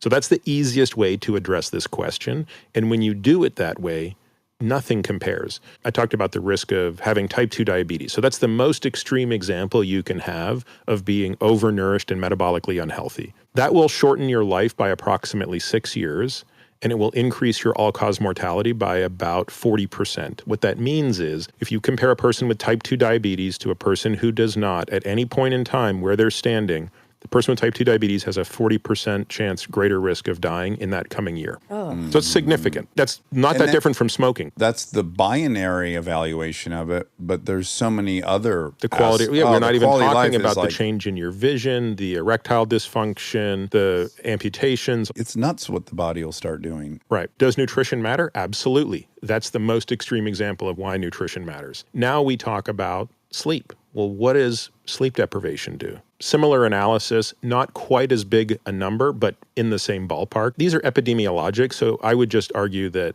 sleep deficiency, type 2 diabetes, they're all about the same. And they work in concert quite often. Sleep Hormonal deprived. issues when you're sleep deprived, there's a lot of things that don't get processed. Sleep is daunting, though, because you can't control it necessarily. No, but you can control the environment so much. Like, I used to not be a great sleeper. And I would say of all the domains now, like I probably would give myself highest marks on sleep. Really? No kidding. What's your routine? I mean, I always hesitate to say this stuff because people are like, oh, that guy's such a dogmatic piece of shit. Well, you're a certain type of person. Yeah, I You're do a what I type do A and it works for motherfucker. me. So I use this thing called an 8 Sleep, which I have no affiliation with, but it's like a company that makes this mattress cover and it cools the mattress. I have the same, not that brand, Yeah, but yeah. I have a Uller, yeah. Yeah, and I That's love this key. thing, and your spouse can be at a different temperature. My wife does not like it to be as frigid as I do. So super cold. The room is kept also very cold as my wife will let me make it. It's dark. And then I also have a real routine around what I'm doing before bed. So I have 2 phones. I have like my regular phone, and then I have my bat phone. The bat phone has no email on it. Nobody knows the phone number. It has no social media on it. The only purpose of it is to use the Savant system and to take pictures. So it's the phone that I use if I'm out with my kids and I just want to be present. It's the only phone I'm looking at after dinner. Right. It's the only phone I have with me. This was probably top 5 ideas I've ever had in my life because I realized I was internalizing crap I was seeing in email or getting text messages or even allowing myself to look at social media in the evening. Well, the problem is you want some of the features. Yeah, But I want you don't the want camera. the other ones. Yeah, exactly. Yeah, you want to be able to navigate to the restaurant you've never been to, Right. perhaps. That's right. So just a little bit of hygiene around preparing the body to sleep. And then I have just kind of a whole list of supplements that I use, like glycine, ashwagandha, magnesium L3 and 8, sometimes phosphatidylserine, and sometimes trazodone, which is actually a low dose of what was formerly used as an antidepressant, never took off as an antidepressant because People were too tired on people it. were too tired if they were taking 300 milligrams of the stuff, which was the dose you needed as an antidepressant. But if you take like 50 milligrams, you still actually get tired. Yeah, I take a half a trazodone. I'm allergic to it, though. When I take it, my nasal, immediately I get clogged. I cannot tip over a half. I have to break the pill in half, or interesting. I start getting that. What do you think that is? I don't know, but I would see if you could find a really good compounding pharmacy and see if they could try and make it with a different filler. Maybe the filler I'm allergic to. You have to be careful with compounding pharmacies. Some of them are so dicey. That's a Suss separate them out. discussion. Right, Yeah, yeah. right. Okay, so exercise we've made a case for. Let's talk about why I think most men of my age, whether or not they're on hormone replacement therapy, they certainly have friends who are. Women don't have that luxury whatsoever. And a lot of it's based on one single study. Yeah. So in 2002, a study was published called the Women's Health Initiative. And the purpose of the study was to test this idea in a prospective, randomized fashion, which was, do women who take hormone replacement therapy have a lower risk of various outcomes? So bone fractures, heart disease, cancer, etc. And prior to this, it had just been largely accepted that hormone replacement therapy was a good thing. There's one very obvious, undeniable fact about hormone replacement therapy, which is it reduces what are called vasomotor symptoms. So when a woman goes through menopause, I'm sure you've known women who have, one of the things they'll often talk about is, I've got these hot flashes and night sweats. And that's due to estrogen withdrawal. And so when a woman is experiencing estrogen withdrawal, she's going through those vasomotor symptoms. Now, they tend to be somewhat transient. The odd woman never experiences them. Most do. And they won't go on for her entire life, but they could persist for 5 to 7 years. And for some women, it's beyond disruptive. There are also sexual side effects that don't get talked about very much, but vaginal atrophy, vaginal dryness, pain with intercourse, reduced libido. And again, nobody wants to talk about those things, so it sort of gets ignored. Dry vagina is one of my favorite topics. But anyways, continue. I guess I'm an anomaly. Outlier. So again, historically, starting in the 1950s or 60s, basically physicians were treating women with estrogen and progesterone. Initially, they forgot the progesterone. They didn't realize that was important until they figured out if a woman still has her uterus and she just gets estrogen, the lining of the endometrium thickens and it increases her risk for uterine cancer. So once that was figured out, it was realized, nope, you got to get progesterone as well because it opposes the estrogen and makes sure the lining doesn't get too thick. And everything was going great. And all of the observational epidemiology said HRT is God's gift to women. Then this study comes along and says, well, we should really test this. And so the test was done. And in 2002, the trial was halted early because the authors concluded that HRT was increasing the risk of breast cancer. There aren't many topics I've gone deeper on than this one, so I'm going to have to figure out a way to explain this in 3 minutes as opposed to 4 hours. Version. Yeah. I've interviewed Joanne Manson, who was one of the PIs on that. So if people really want to get into the weeds on this, they can go and hear that podcast. And I've written about it extensively. But the Reader's Digest version is the study was done in a pretty suboptimal way. First, they excluded young women. They excluded women going through menopause. What was the average age? Late 50s. The women were on average about 10 years out of menopause. The rationale for that, there were kind of several given, and people give you different stories when you talk to people. I've kind of gone down the rabbit hole on this a bit. Some argue, well, we just want to mimic what's being done in the community. Some argued we couldn't have symptomatic women in the trial because they would never accept a placebo. And they would know they were on the placebo because their hot flashes and night sweats wouldn't be going away. So there may be some merit to that, but keep that in the back of your mind. The other thing that I would argue is the biggest criticism of the trial, and I'm amazed it doesn't get talked about today, is the formulation of HRT that they received. While I understand why they did it, it was a dominant source at the time, is not something that's used today. There was 2 trials run in parallel, one for women with a uterus, one for women without. So if you don't have your uterus, you just get estrogen. The type of estrogen they got was called conjugated equine estrogen, which is the estrogen extracted from the urine of mares. Oh, wow. So it has 12 different estrogens in it, of which estradiol is the dominant one. The women who did have a uterus would get that conjugated equine estrogen plus a synthetic progesterone called MPA. And these were both paired up against a placebo. After about 5 years, in the group that got the estrogen and the MPA, the synthetic progesterone, their risk of getting breast cancer was 5 cases per 1,000. In the placebo group, it was 4 cases per 1,000. In the other group, it was reversed. So the implication was in the MPA plus estrogen group, you had a 0.1% in absolute risk increase of getting breast cancer, but it was a 25% relative increase. Right? 5 versus 4 cases per 1,000. So the headline turned into HRT increases risk of breast cancer by 25%, which turned into estrogen, except everybody conveniently forgot that the estrogen-only group had the opposite. The estrogen-only group had a 25% reduction in breast cancer. Both, I would argue, completely irrelevant. Here's what's interesting. No difference in survival. This was only a difference in incidence of breast cancer. There was 0 difference in mortality from breast cancer. Yes, but I have an overarching frustration with the way science is reported in the media. And my anecdotal example is I got curious, like, wow, all the data's in. Was Sweden right or wrong about not distancing? I wanted to find out. So I start typing that in the internet and I start finding out almost identical thing. 25% higher death rate. Well, that's pretty fucking significant. I guess they paid the price. Dig a little deeper, dig a little deeper. By the way, it's the exact same numbers. It is 4 out of 10,000 deaths versus 5 in Sweden. Sure, that's 25%, but that is nothing. That's 0.005 versus 0.004. Yeah, what's the collateral cost? And if your rate of something is 1 in a billion or 1.5 in a billion, sure, it's 50% higher, but of what? Many years ago, a guy named Bob Kaplan and I wrote a 6-part series called Studying Studies to help people understand how to read science.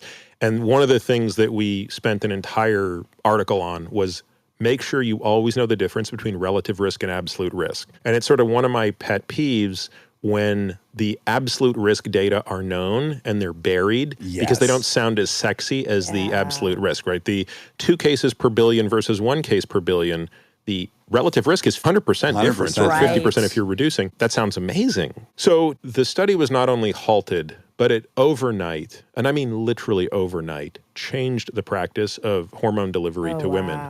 And what is most infuriating to me, I actually had one of my analysts build a model to look at this, which was, can you estimate for me over the past 20 years how many women have been deprived of hormone replacement therapy as a result of this study, and how many additional hip fractures that's resulted in, versus how many lives have been saved due to breast cancer? The latter is an easy question to answer. The number of lives that have been saved due to breast cancer reduction is 0. There was no difference.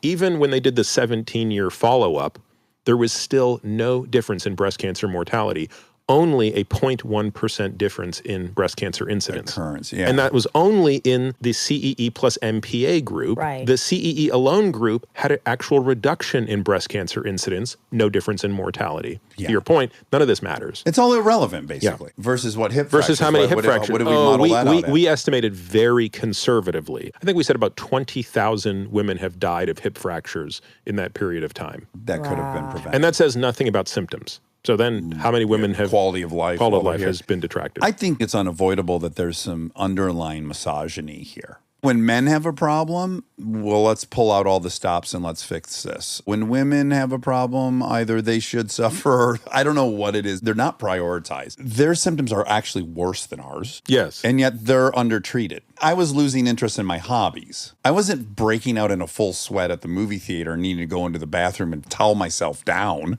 I just didn't want to go to the track as much, and I didn't like that. I think there is some undercurrent of misogyny behind this. I think that's probably fair. I don't know how conscious or unconscious it is, but it really frustrates me how much time I have to spend arguing with other doctors about this. I know, I have a hormone doctor, and my wife was like, give me his number. I want to get tested, and I want to see if I should be on some.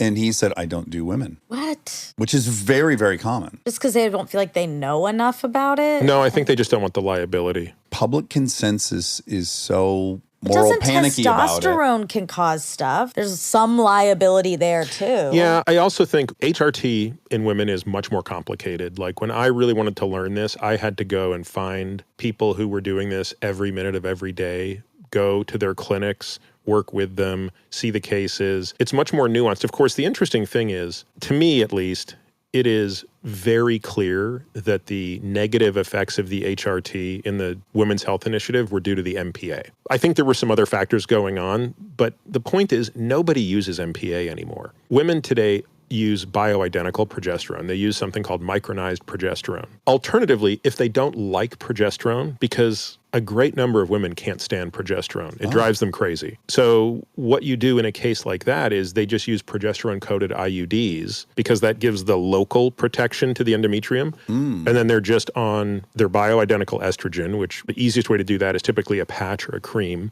And I'm pretty sure that we can very confidently say that we're not increasing their risk of breast cancer, cardiovascular disease. And I think there's pretty good evidence we're reducing their risk of heart disease.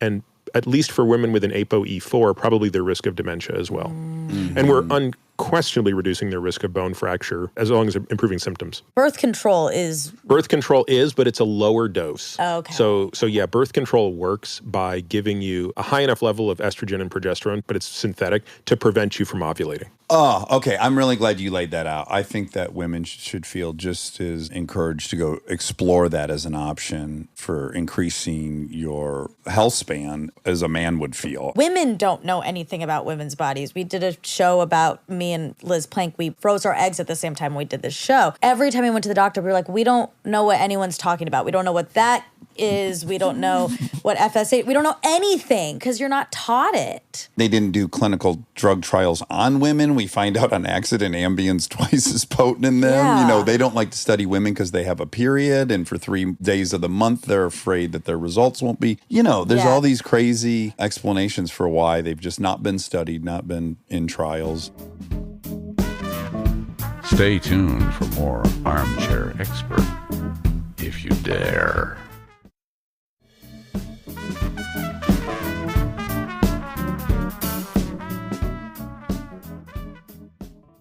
Okay, I guess the thing that I am most curious about that I would like you to explain to us, and this is really for Monica's sake as well, is I think there's so much confusion around cholesterol.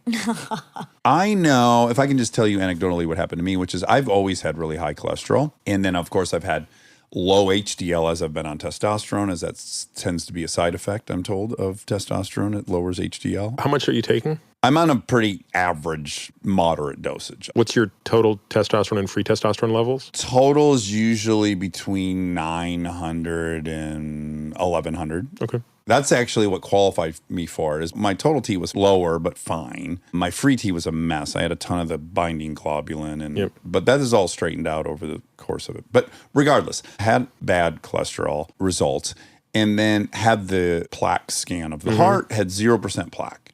So then my general practitioner told me, well, let's do your arteries in your throat and see if there's plaque in there. If there's not, I don't really care about these numbers. Now, there was a tiny bit in my carotid, so I then ultimately went to red yeast.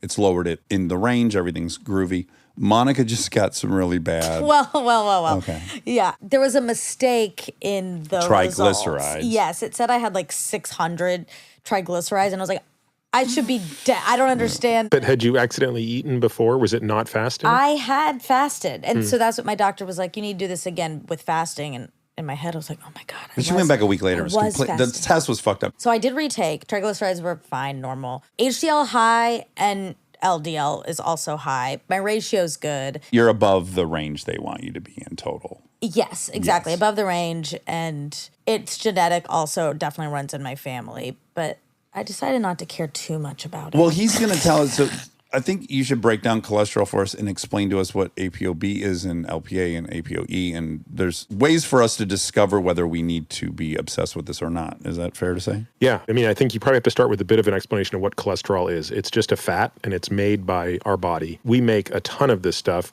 because it's essential for life. It's necessary for every single cell in your body to have cholesterol in its cell membrane. And then some of the most important hormones in your body are made from cholesterol. So testosterone, estrogen, progesterone, cortisol, to name a few. Every cell in your body, except for red blood cells, make cholesterol. But the problem is you have to be able to move this stuff through the body. How do you move something through the body? Well, you typically move through blood. Our blood moves a lot of things, everything from oxygen and hemoglobin and carbon dioxide to electrolytes and glucose. So blood is water with protein in it. So everything that moves in blood either needs to be water soluble or needs to be trafficked in something that is water soluble. Those are the only two conditions. So glucose, sodium, potassium, they're water soluble. So have at it. They just get to travel freely. Cholesterol, not water soluble.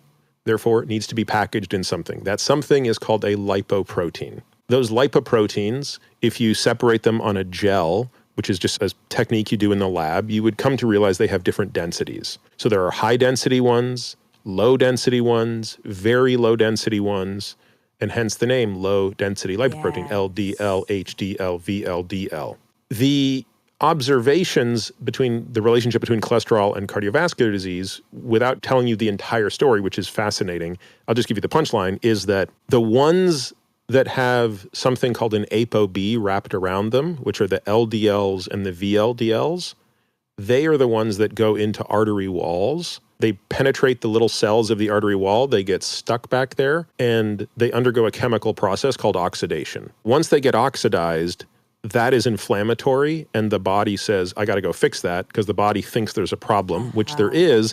What the body doesn't realize is it's not an infectious problem. Right. And so unfortunately, the body tends to overreact to that, sends immune cells, which create a cascade of inflammation that ultimately results in the body trying to rebuild it, put smooth muscle there, put calcium there, sort of like you would pour concrete over a nuclear reactor. Making the circumference smaller. It's taking up space and restricting what can flow through there. But typically, that's not what's going to kill you, is not the slow, gradual reduction of diameter of the artery. What's going to kill you is when these plaques, as they're now called, rupture, and that creates an acute clot that immediately results in the cessation of blood flow and oxygen to the heart.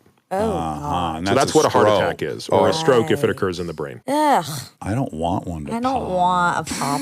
I don't want to pop out. Is that what he said? So early 80s, the observation was, hey, the amount of cholesterol in those LDL particles, we call that LDL cholesterol, that's the number you see on the lab, that number seems to correlate pretty well with your risk of heart disease. The higher that number, the higher your risk, the lower that number, the lower your risk. We know today that there's an even better way to approximate your risk of heart disease, and it's not by looking at the cholesterol in the LDL particle, but it's by counting all of the particles that can go in the wall, which are mostly LDL. 85% of them are LDL, but it's also VLDL and even another one called LP(a). And the way to count them is to measure the concentration of that thing that wraps around them called ApoB, or apolipoprotein B. So we don't really look at the LDL cholesterol. We don't care about that number. We care about the ApoB concentration. Why isn't this the standard test they're giving us? Oh, God. People who poo-poo it will tell you that it's more expensive. I mean, It's just not the at most scale, expensive lab I can find in the U.S. that measures an ApoB might charge you $18 for Oh it. my God. Oh my God, that's way too much. If they could get that to 9, I'll get it tested. Yeah. No, it's largely an ignorance thing. Oh, wow. This should be,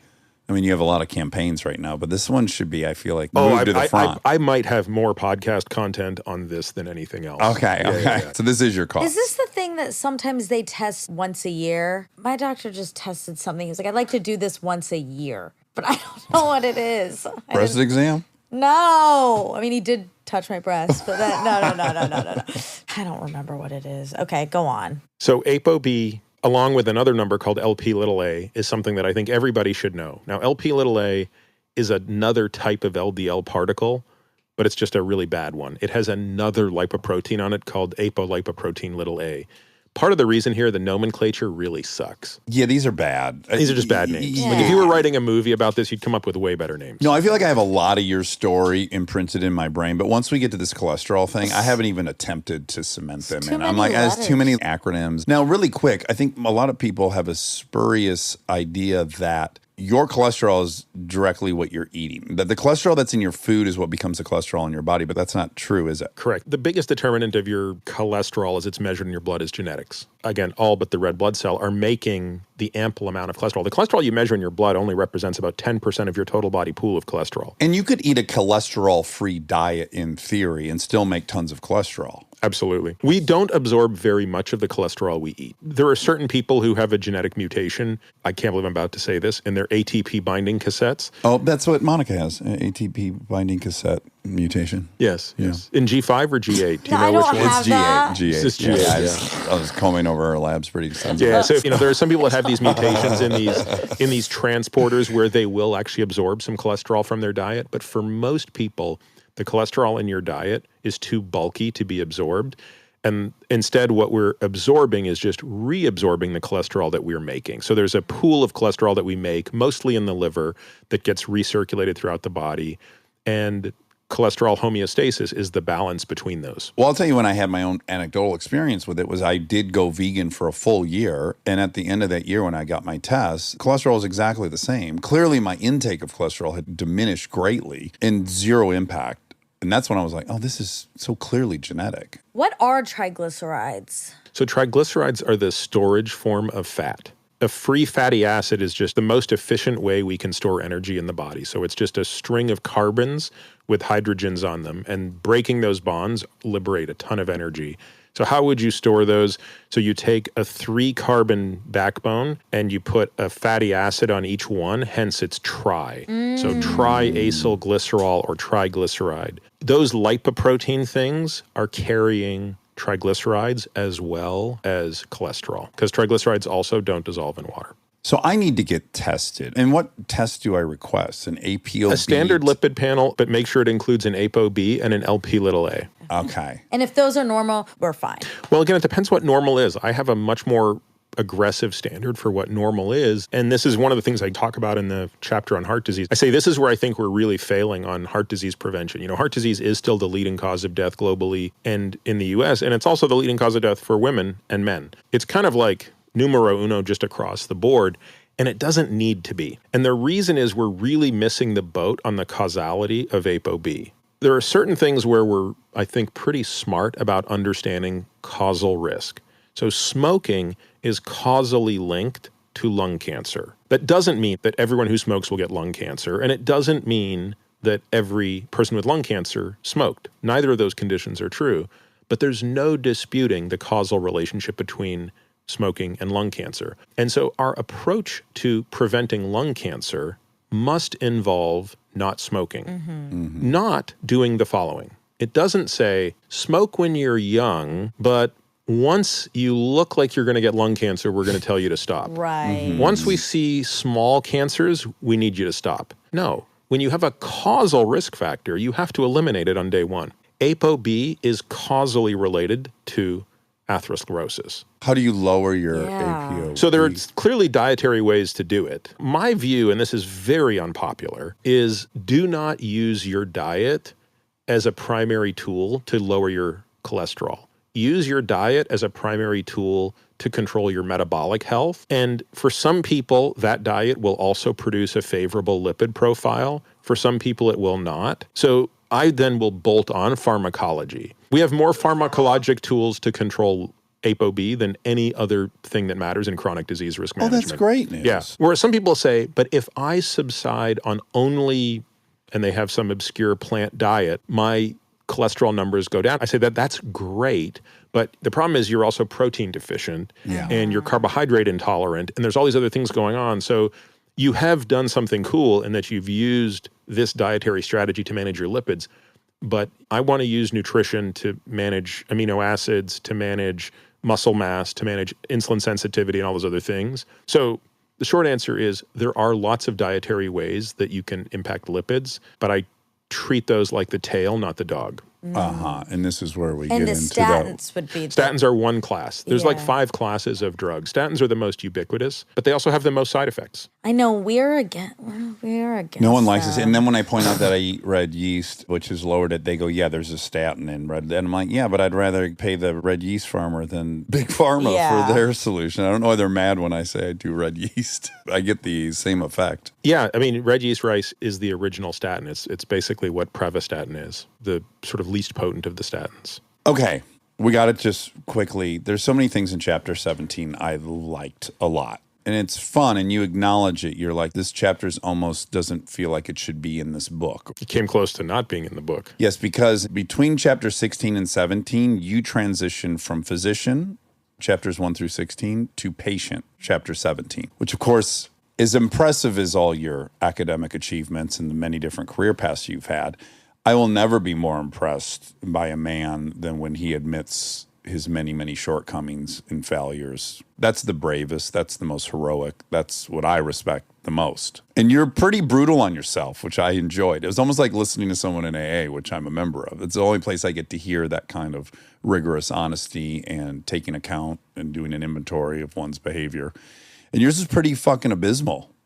And I applaud you for admitting that. It's funny you say that. After I got out of the first place I went, which was the Bridge to Recovery in Your Kentucky. 2-week stay there. Yeah, when I got home from that, I do think that one of the reasons I continued to struggle a little bit is I didn't have an AA-like place to go. Because when we were at the Bridge, we did a 12-step meeting every single night. Right. So one night you'd be at NA, SA, AA, and because I didn't fit any of those addictions, I was not a participant. Like I wasn't telling my story, but I was still listening. And it's you have to remember all the where I'm doing this. same. I'm in Bowling Green, Kentucky. Yeah. Been there a bunch of times. Corvette plants. Yeah, yeah. And so, I mean, there are these big, burly guys with no teeth, meth addicts, destroyed their Stripper. lives, and they're standing up and they are telling you these stories. And I was so moved by this that I remember thinking, you're so vulnerable, you're so raw. When I got back, I was like, I need that community. Like, I need to be with other people who are experiencing rock bottom, and I just never found it. In retrospect, maybe I should have just gone to AA and said, hey, I'm not an alcoholic, but I might as well I'm be. trying to regulate my internal feelings with external things. Yeah. And I'm doing it habitually and destructively and obsessively. It's all the same exact thing. I was with a friend of mine who's been in AA for a long time, and we were sitting around talking, and this comes up endlessly. We're all so fucking grateful we were addicts, because I don't know how else I find a group of men who are being vulnerable and honest in front of me and demonstrating how I go through life. Where do I find that? I joined the fucking Elks Club? I've been to one of those meetings. That's not what that's about. There's no infrastructure unless you're an addict to get that. And I just feel like everyone would benefit so greatly from it. But your particular ism, if we could say, it's kind of you're polyaddicted, right? You're a total workaholic and you have a bit of rage addiction. Yeah. I can relate so and much. Perfectionism. I love this. You wrote, and you're quoting your therapist, Terry. 90% of male rage is helplessness masquerading as frustration. Yeah. I think that's so fucking beautiful. We talked about how I think it's very unfair for women that they can't be exploring ways to feel better and be encouraged to do so and have pharmacological answers for that. That's so unfair. And it's so fucking unfair that men can't possibly share their emotions or acknowledge a weakness or be frail for fear of not getting a mate selected. All these numerous factors on our shoulders that there's just no space for it and that we feel helpless as fuck a lot. I'm so scared. In the times you see me acting seemingly least scared, I'm the most scared. I'm like, it's time to kill or be killed. I feel that way because I'm scared I'm going to be killed. And it's over nothing because of these childhood traumas. It's like, did you ever read Body Keeps the Score? Yeah. The most beautiful way to get into that is he's working at a VA hospital and he's watching these vets have these interactions with people working behind a computer and they're having a life-threatening panic over hearing some, and he's realizing that information's so much different to them than it is to me. Something much different is happening, and we can't write it off as they're crazy. We have to acknowledge and be compassionate. I don't know. So the notion that you went through all this, I absolutely love, and I'm so glad you wrote about it in 17 because it is so important, because who gives a shit about lifespan or health span without this? How long would you say the process? You flipped over a table that pretty much sent you up to Bowling Green. No, that was... Oh, that was the second. That was the second one. Sorry. That sent me off to Arizona. So I would say the first shoe dropped in... 2017 is sort of a blur for me. My life was unraveling. That's when my friend Paul Conti, probably in about the summer of 2017, really began telling me I needed to go to this place in Kentucky, the Bridge to Recovery. I write about it. I kind of had some fits and starts where I committed to go and then bailed. You treated it like your residency. Yeah. You almost got there. Yeah. And then finally, in Thanksgiving of 2017, my wife sort of gave me an ultimatum. And so I went. And that was very powerful and very difficult. And it was definitely the first time I acknowledged a number of things. But I don't think I fully acknowledged or internalized the impact of those things. Now, the good news is when I got back from there, and I left a little prematurely. They really wanted me there for 6 weeks. It was at the time a 6-week program. And during the first 2 weeks, all you're really doing is unearthing the trauma and going through kind of what's called the inner child work. But then the last 4 weeks are the skills. You didn't have time for it's not that I didn't think I needed the skills, but it was like I didn't have time. It was like, it's Christmas. I got to go home. I can't be away from my patients. When you're there, you're in lockdown mode. Like, you don't have a phone. You have a roommate. Yeah. You're in the middle of nowhere. No privacy. Yeah. And I said, I can get these skills as an outpatient. And so that's what I basically worked on for 2.5 years with some success, but not enough. Yeah, you started doing a lot of therapy. You had 3 different therapists at one point. That's right. And then I have a breakdown in April of 2020. So I had been sober for a long, long time. In COVID, relapsed, had a full thing. COVID was very silent. If you're someone who grew up in a very unpredictable environment and your goal is to control everything and shore up everything you can sway, and then you have this looming thing that is so unknown, we have no clue where this is going. The timeline is anyone's best guess. The smartest people in the world are flummoxed. Even though I didn't acutely or in the moment feel that, in fact, I think my role in my group was to try to quiet that fear. I think I failed to acknowledge how my own sense of out of control everything had become was. It's weird. It's only in reflection do I realize, that thing kind of fucked me up pretty good. And I just never felt it in the moment. I don't know why. It's a very curious experience. But do you think COVID was part of that for you? Yeah. I know that the day I really lost my mind, one of the biggest challenges I've always had is the imposter syndrome. So one of the biggest differences between me today and me 5 years ago is today, if somebody gives me a compliment, I can acknowledge it. I can say thank you.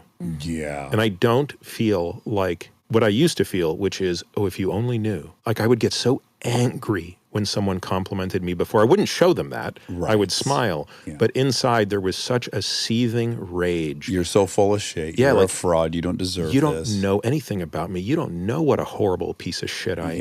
Yeah. And now I have to fake it even more from you. And I was just so pissed. But this sense of being a fraud, and I don't want anybody to find out, and nobody in my life can know this. Yeah. And what happened during COVID, in our medical practice, the first 6 months are the busiest. We bring on patients in the first 6 months, and then we kind of back off the last 6 months. And that's sort of our cycle. So we're bringing these patients on nonstop. For me, that's a more stressful time because I'm trying to get to know new people and know every detail about it. And now I'm doing it for the first time without seeing them in person. So we're doing this over Zoom. Basically, I hadn't been back to New York since February. There's a pandemic raging. They're fearful. That's right. And on top of that, You have no answers. Exactly. And I'm spending most of my quote unquote free time with our analysts trying to become as smart as we can on this COVID thing.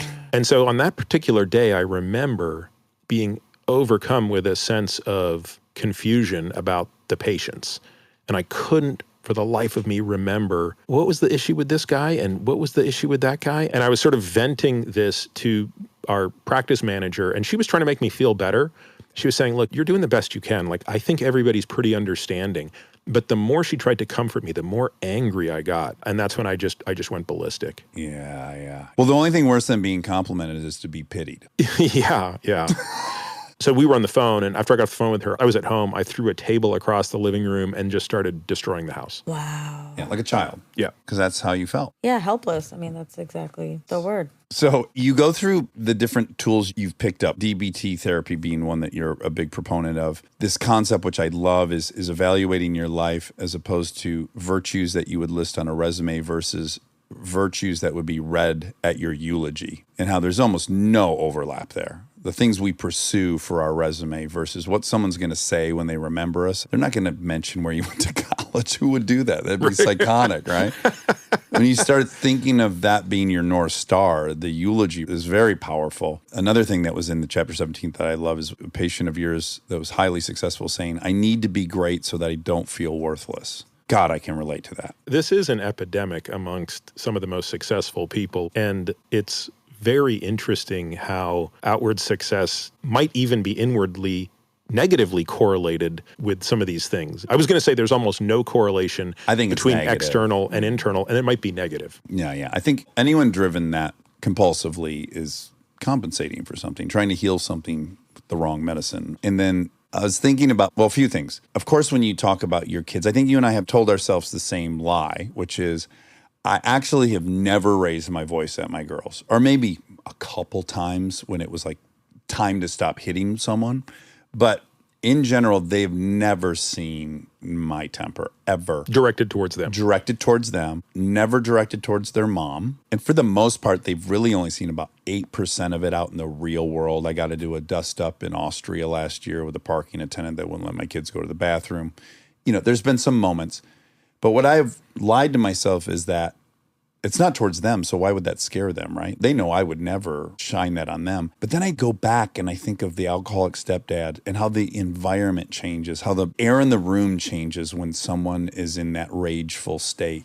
And even if you know it's not coming at you, it's just dangerous and it's just scary. And knowing that your parent has that side of them is not comforting in any way.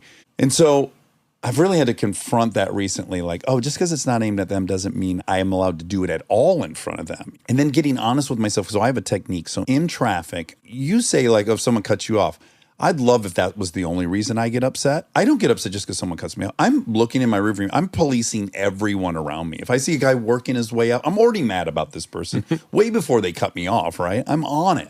And I have this trick where I force myself to start reading license plate numbers of surrounding cars to stop focusing on the person I'm about to have the interaction with. And there's this little moment, if I'm being dead honest, where it's like I'm choosing to read the license plate numbers, but there is a euphoria that is attached to my righteous indignation when I am superior to somebody, when I do things better and I'm observing them fucking up. Like, there is an elevated state. So it's not just that I need to avoid the interaction, which is always going to be bad. I have to admit I get off on it. It is a drug.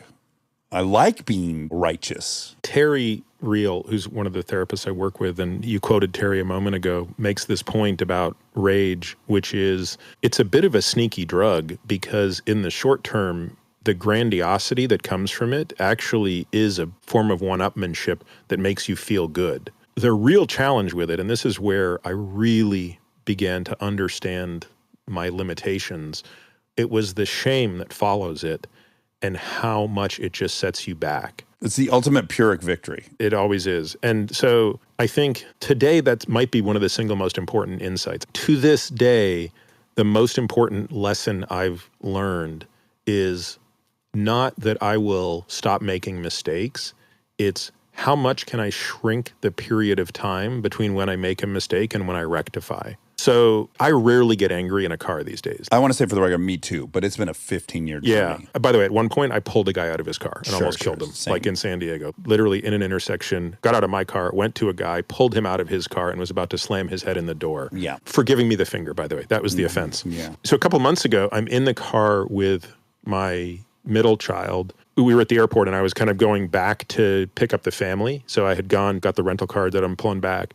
And we're pulling into the terminal, and a bus, one of the airport buses, comes up beside me, cuts me off, almost puts me into the wall. I back out of it. And I remember thinking to myself, like, how did she not see me? And then I go to the other lane to just stay away, and she literally about puts me into the other wall. And I lose my mind. Of course, she can't hear me because I'm screaming at a windshield. Yeah. And I realize my son, Reese, is watching his dad scream. And it's not like I'm using profanity. I mean, like whatever. I can justify it as many ways as I want. But the reality of it is he's watching me lose my mind. He's never seen me lose my mind in a car before. We get back to pick up my wife and the other two kids, and I'm feeling intense shame. Your kid had a cortisol dump because you did. Right. So I think to myself, okay, how am I going to rectify this? First, I'm not going to ruin it for the rest of them. So my wife's like, hey, everything go okay? I'm like, yep, no problem. Everything's great. So I drive us back to our place, and everything is fine. But then I pull him aside and I say, Reese, do you remember back there at the airport when that bus cut us off?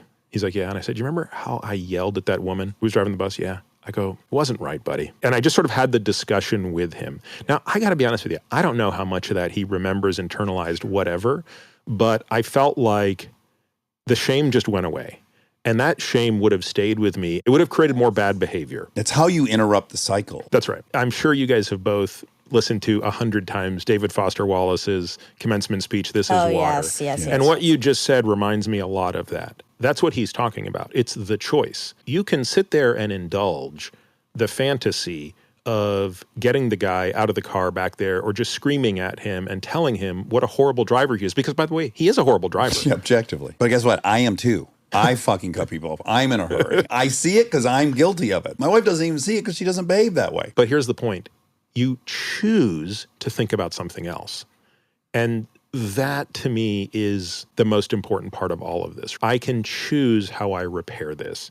I can choose to apologize to my wife immediately when I realize I've been a complete piece of shit, as opposed to digging my heels in and out-arguing her. Or justifying, or you're a victim that had no other choice but to do this. Yeah, it's all repugnant. You know, the most profound moment, the one that actually set me on the path of getting rid of, I had to go at one at a time. First, it was I couldn't get out of my car. That was all. That was the New Year's resolution. No more getting out of the car, period. You can go ape shit in the car, but you cannot leave the car. Next year was no more horn. Then it was no swearing in the car, right? Like I had to inch my way into this. It's terrible. I'm with my dad. He's dying of cancer.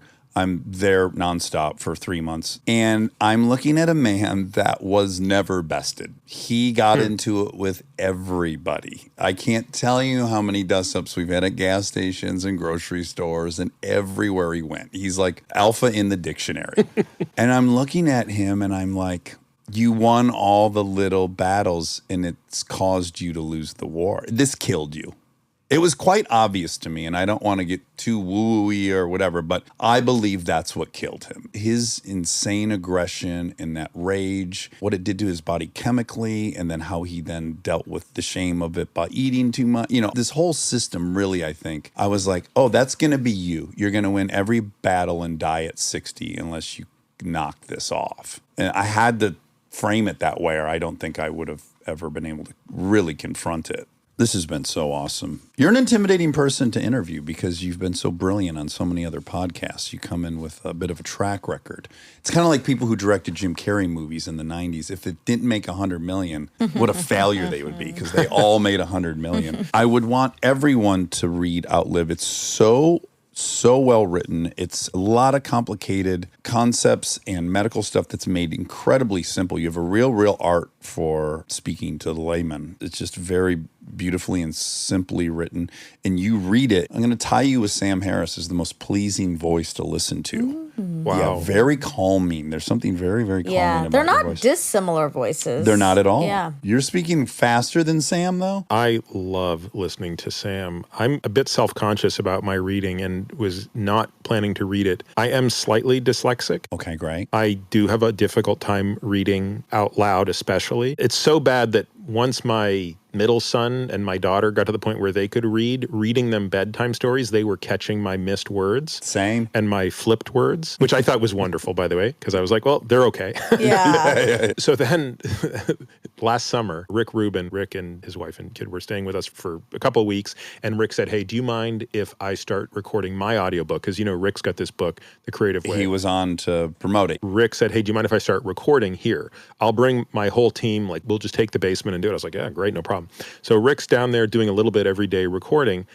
And I was like, hey, Rick, the publisher really wants me to read the book. I don't think I'm going to be able to, but let's just do a test. Can I spend 2 hours in the booth? And he's like, yeah, of course. So I go down there one day and I read 2 chapters. And his engineers clean it up and we send it off to Penguin. And I don't think it's very good, but I also realize, if I'm going to be brutally honest, I'm sort of my harshest critic. They're probably going to come back and say it's fine. They come back and they're like, you're right, it's horrible. No. Yeah. Yeah, they're like, it's awful. Oh my God. I love that you've done all this growth and you're finally willing to accept you're probably harsh on yourself. And no, in fact, oh my God, No, it's totally- this is categorically awful. So everyone's like, yeah, we're going to need another strategy here. What were they so, was it They're the like, pacing? yeah, you're so monotone. You're so bored reading this. Okay. Like, this is so unbearable. And I was like, God, I thought I was like really giving it my best. Sure. A lot of flourish. So then we were saying, well, we're going to have to find an actor to read it. And I was sort of, on the one hand, relieved. It's such a long book. I knew it was going to take a long time to read. But then there was a part of me that was like, if I don't have to read it, that'll be 2 weeks of my life I get back. But when I'm dead, I will want my great-grandkids to be able to listen to this. For sure. Especially some of the parts that are intimate. So they introduced me to this woman who they said would coach me. And so she came over, listened to me read. I would have been so insecure. Oh, it was awful. It was so awful. Like she's literally, I'm sitting there on a mic. She's got the headset on, like we're as far as we are. And she was wonderful. She just gave me such amazing advice. And she was like, first of all, I want you to read it like you've never read it before. Yes. Which is hard because Wait, what does that even mean? I'm so bored of the book. Of course. Like you've rewritten so it. bored of this, right? Yeah. I mean, I've been on set sometimes and watched actors do this. And I'm like, how are they bringing so much energy to this on the 20th take? Yes. So Stacy was like, look, you got to bring more energy to this. And she also slowed me down. She said, it's easier to do this when you read slowly. I ended up working with her for 4 hours on a Sunday. I absolutely loved her. And I said, I will read it if she directs it. Wonderful. And everyone was like, great. Great. And then so it took you about 2 weeks to do it. Took me with like her? 10 days. How many hours a day were you doing it? 5-6 hours a day. That's a long time. The voice will give out. I ended up getting a pharyngeal abscess a few weeks later. Wonderful. Congratulations. They're fun for the whole family. Dr. Peter Attia, the book is Outlive, the Science and Art of Longevity. Everyone's going to get it and read it, and they're going to love it. And also, please listen to Peter's podcast, Peter Attia Drive. How frequently do you do that? Once a week. Once a We week. just turned 5. Ah, we're on a similar timeline then. Yeah. What a pleasure. I'm so glad you came in person. This was really great, and I hope we get to talk to you again. We'll have to do some kind of Formula One something. All this time we were talking about, I don't care about that at all compared to Formula One. My health, my family, nothing. I can relate. Thank you, guys. Yes, be well. Next up is the fact check. I don't even care about facts. I just want to get into your pants. It's warm out. Yeah, it's hot. Very sunny. It's hot. We're in a heat wave. And you're in a full jumpsuit. Yeah, because I'm in my outfit for the concert. Oh, for T Swift. Yeah, because she likes purple. Oh, she does? Oh, she would have loved shows and shoots, my mom's company. We all wore matching purple collared polo shirts. Oh, she would have loved That's probably another reason I'm against polo shirts is I had to wear them as my uniform for 14 years. Okay. Yeah, from 14 to 28, I had purple collared shirts all the time. Oh, yeah, that could be part of it. High polyester blend, so very sweaty. Yeah, when we'd wash those cars out in the sunshine. Oh, was it hot? Yeah. Of course, then on my walk, I realized I don't want to wear this to the concert. Oh, no. What Yeah. did you decide you wanted to wear once you were walking? I don't know. I came up with Shorts? 2 different outfit ideas. One is shorts with a sweatshirt, Uh-huh. a Taylor Swift sweatshirt, Uh-huh. and short shorts. And shorty shorts. And then the other is, well, I wore this bathing suit yesterday. What's the difference between short shorts and booty shorts? Nothing. There's nothing. Yeah. Okay. All right. Synonymous. Okay. Or I wore a bathing suit yesterday when Mm-hmm. we were all hanging out at your pool. I wore this bathing suit. It's kind of sparkly and it's multicolored. And multiple people said I should wear it to the Taylor Swift concert because people are supposed to dress up. I mean, you can do whatever you want. That's what Taylor says. But you can That's what the Queen says? you can also dress up as one of the albums or Okay. a lyric or something. And Lover is kind of colorful like that. Oh, the album Lover. Okay. What I have now learned about this Taylor Swift thing, mind you, you couldn't go anywhere in LA. I met up with the whole Parenthood crew Yeah. to pick it on Friday. Yes. And then we went to this fun restaurant. And then next to us, we were like, of course, talking about the strike. And then a gal overheard and said, I just want you to know we are very supportive of your strike. And then it turned out she was from Oregon. Oh. And maybe she was 35. She was with her mother. Oh. And they were in town to see Taylor Swift. Yeah. Hayes of Huey and Hayes. Hayes was here to see. No way. Yeah, with her girlfriend. Yeah, everyone, the Cara, Summer of Cara, the Cara Hotel's full of people in town. Someone told me that it's generated $23 million in local business. Wow. It's like the Olympics. Exactly. Although I think the Olympics is on the order of like $1 billion. But regardless, yes, it's like the Olympics. So everyone in LA over the last 5 days is virtually going. They have some plans to go to Taylor Swift. So I think that's adorable. The pilgrimage, how excited everyone is. I know. But then, of course, the bracelets thing. I love it. I think is so sweet. Yeah. Panay was telling me that Avery, his girlfriend's daughter, had been making bracelets for the last 3 months in preparation of this show. Yeah. One arm was completely full of bracelets to give away. Oh, I know. And I thought, this is an incredibly, I don't even know if she knew or whoever invented this thing, this bracelet swap thing. Oh, yeah. Not like who invented Taylor Swift. I think that's her mom. And Dad. And her dad, yeah. I was giving the mom a lot of credit. Anyways. And her. Yeah, her for she's sure. The bracelets thing is the most adorable thing. The fact that it reminds me of my very favorite childhood book. It's the most important book, which is the Warm Fuzzy book. Yeah, You know all about it. And you're born with a bag of warm fuzzies, and you give them out to everybody when you see them, and warm fuzzies feel exactly like you would think, warm fuzzies. But then a witch comes to town, and she convinces everybody in this small little hamlet that you have a limited amount of warm fuzzies in the bag you were born with, and you should instead give out these cold pricklies, and she sells them. That way, when you see people, you have something to give them, but that way you won't be using up your warm fuzzies. Yeah. You get the metaphor. I do. Somehow she created warm fuzzies. I know. And everyone's not afraid to give something away. They're going to get something. I know. Listen. Uh-oh. This is triggering somehow. No, it's not triggering, but it is. So if people don't know, which I'm sure they do, but just in case, yes, people make these bracelets with letters and you put the song lyrics or the titles or her name or whatever. Taylor themed. Yeah, Taylor themed. And then, you give them out to people at the concert. People give you. It's like, it's the community that this human has made. It's so unbelievable. I think it's a beautiful thing. Yes. And one bad thing, though, I didn't plan well with the bracelets. And then I ran out of a car. So I couldn't go buy beads. Okay. Like, I didn't make any bracelets. There you go. It sounded like you it sounded like you were saying you had a plan.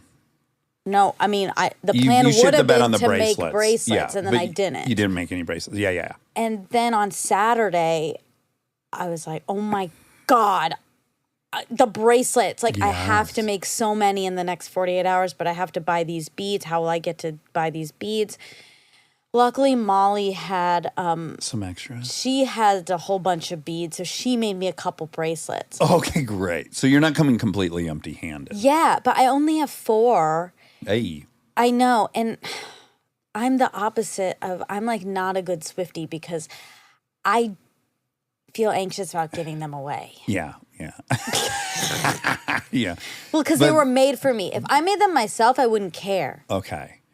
But yeah, you're going to, though, get hopefully infected by the spirit of it. Yeah, I and will. you'll realize that the interaction between you and a stranger is much bigger and more important than any bracelet that it symbolizes. I know, but what about if I'll feel guilty because I'm going to get infected so quick and I'm going to give those 4 out so fast? Molly does, well, I think it's a 1-for-1. I think I think you'll stay net zero. You're going Really? to come home with 4 bracelets, I think. Although you might even see some armchairies there who give you bracelets without even receiving any. Oh, Yeah, no. That's probably going to happen. But Molly didn't make those for you so that you could own a item. Well, kind of. She made those for you so you could experience the joy of trading bracelets with people. She was like, you can give them away. Oh, I think we could call her now. I might get a different version of the story. Anyway, yeah. Well, I'm really excited. Yeah. I'm very excited. It's the summer of the women. Between Barbie and Taylor Swift tour, I feel like it's very peak feminine power right now. Feminine energy. Yeah, I like it. Femenge. But it's for men too. Like, men should embrace both. Right, sure. Max Greenfield was at Taylor. I saw a picture. He had a ton of bracelets He's on. got daughters, yeah. I think he went by himself. Oh, okay. So I'm really pumped, but yeah. So I had a bad night. Right. Okay. So let's hear about your bad night because it started as a good day. You came Great over. day. We all were swimming and playing spades. Yeah. And there's a new baby on the scene, which is very exciting. So sweet. Cute little baby. And then around 4-ish, you were like, I want a martini. Mm-hmm. And I went, I need to do some computer work. Yeah. I'm going to go to Cara. Yeah. I walked to Cara and I was doing an edit, and it was for this episode, Okay. which is long. Oh, yes. A Whopper. Whopper, great episode. In the middle of it, I was like, I should probably go home now. Because, yes, don't have a car. I'm walking everywhere. Right. Cara is about 35-ish minute walk to my house or to my apartment. And I, in the middle, was like, I should probably walk home now while it's still light out. Mm-hmm. Oh, I'll just give it a few more minutes. I really wanted to finish. Yeah. So I finished. Right. And by that time, it was dark. Okay. But I want some details of that because that was like a 5-hour window. No, I actually, when I looked at the time of when I actually got to Cara, it was like 5:30. It was? Yeah. Okay. So 5:30 till 9? Till 8:15. Oh, okay. So 2 hours and 45 minutes. Yeah. Okay. 8:15, maybe 8:30. Did you chat with maybe anyone 8:30. during that? No. No. Just head down, editing. And how many martinis? 2. 2 nice martinis. Yeah. Okay. Yeah, it was probably 8:30 based on the then timeline. So yeah, so at 8:30, it was like, it's 8:30, it's still early-ish. Yeah. It's fine. But when I walked outside, it was very dark. Mm-hmm. I got a weird feeling about walking for so long back in the dark, but I thought, it's fine, whatever. Yeah. And then I'm walking, and then I come across some kind of scary characters, Sure. and that made it more scary. Uh-huh. And so I'm walking up. I walk up Western to go on I figured Los Feliz Boulevard would be better than Franklin. Yeah. Yep. I agree. And I think I thought, More exposed. yes. And I think that was I was like, oh, it'll be fine because I'll just go on Los Feliz Boulevard. it's light there. I don't know why I thought that, because then when I turned on Los Feliz Boulevard, I was like, oh, it's still really, really dark, and feeling desolate and scary. So I keep walking, and at some point, I think I have a lot more way to go, and I don't like this feeling. Right. Yeah, you're spooked at this point. Yes, but I remember I have my other car, my Prius, which is parked at my house. And on Friday, I had a friend come take it to get it. So it has to get a smog check in order for me to be able to get it registered again, updated. And so because this car just sits and doesn't get driven, it's always dead. Yep, of course. So she had to jump it. Good for her, resourceful. I know, she did it by herself. Good job. Which was amazing. She jumped it, drove it to the smog place. They said it won't pass. She has to drive it for a week. Oh, wow. If you just jumped it. And did they even try it? Yeah, they tried it. And it failed? Yes. Oh, wow. And they said that makes sense if you just had to jump it. She'll have to drive it for a week. And they were like, well, she can't because it's not registered. Right. And they were like, well, whatever. So she drove it around for a bit. And then dropped it back off at my house. Right. And I thought, oh, I'll get it tomorrow or whatever. And I'll drive it just like close proximity. Yeah. So I remembered I had the Prius, and I was like, okay, I'll go get the Prius, and I'll drive that. Which I had walked past that point, but I decided to turn around, go get it. I couldn't get into the gate. That was a whole thing. Then I finally get to the Prius, and then it doesn't start. The Prius is it packed to the absolute gills with shit? Yeah, because I put a bunch walked of crap on it. by it on my jog. Well, first time I walked with Delta, and then my jog. Both times I peeked in the windows of that Prius, and it looked like it was piled high in the back. Yeah, because I had to get stuff out of my garage, so I now just it's like stuck it in my mobile storage, Prius. yeah. Anyway, so it was dead, and then I was panicked. And I obviously could have just called an Uber. And for some reason, I was like, I can't, I don't know why I had such a weird block up against calling an Uber. And I was right by your house. Right. So I texted you and said, hey, I'm sorry to do this, but could you or Kristen drive me home? Right. We were watching Parenthood, all four of us. Yeah. And I didn't see that you had text for about 10 minutes, I think, was the duration. So then I saw that, and I was like, oh, shit, sorry for the delay. Of course, yeah. Yes. But I had started walking at this point. And at this point, I was crying and panicked and like, oh, my God. And now it's like late. Now all this time has passed while all this is going on. And then you texted and said, yes, come over. And I was like, okay, well, I already started walking, so I'll walk back. And then Kristen came and got me. Yeah. Dropped me she off. drove you home. Yeah, thank God for her. And when you got into your home, did you have a sigh of relief you had made it? Or more kind of spiral? I was both. A little mix. Yeah. I was happy to be home, safe and sound. But I was also just sad. Okay. Just felt like very alone, stuck, vulnerable to the elements. Yeah, powerless, hopeless, dark.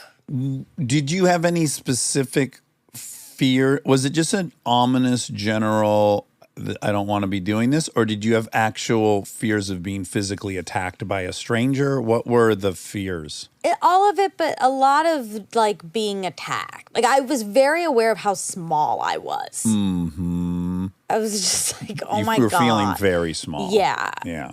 I felt like I would not be able to protect myself. Right. And it was... Maybe it's time for you to start carrying a Lady Remington. No, I'm not doing that. Or bear spray.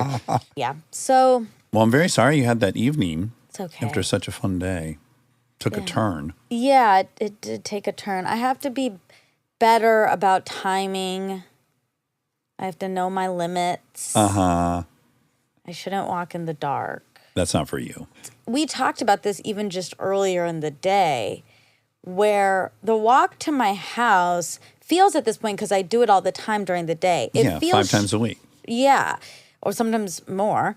It feels short, but it's actually not short. No, it's almost 2 miles.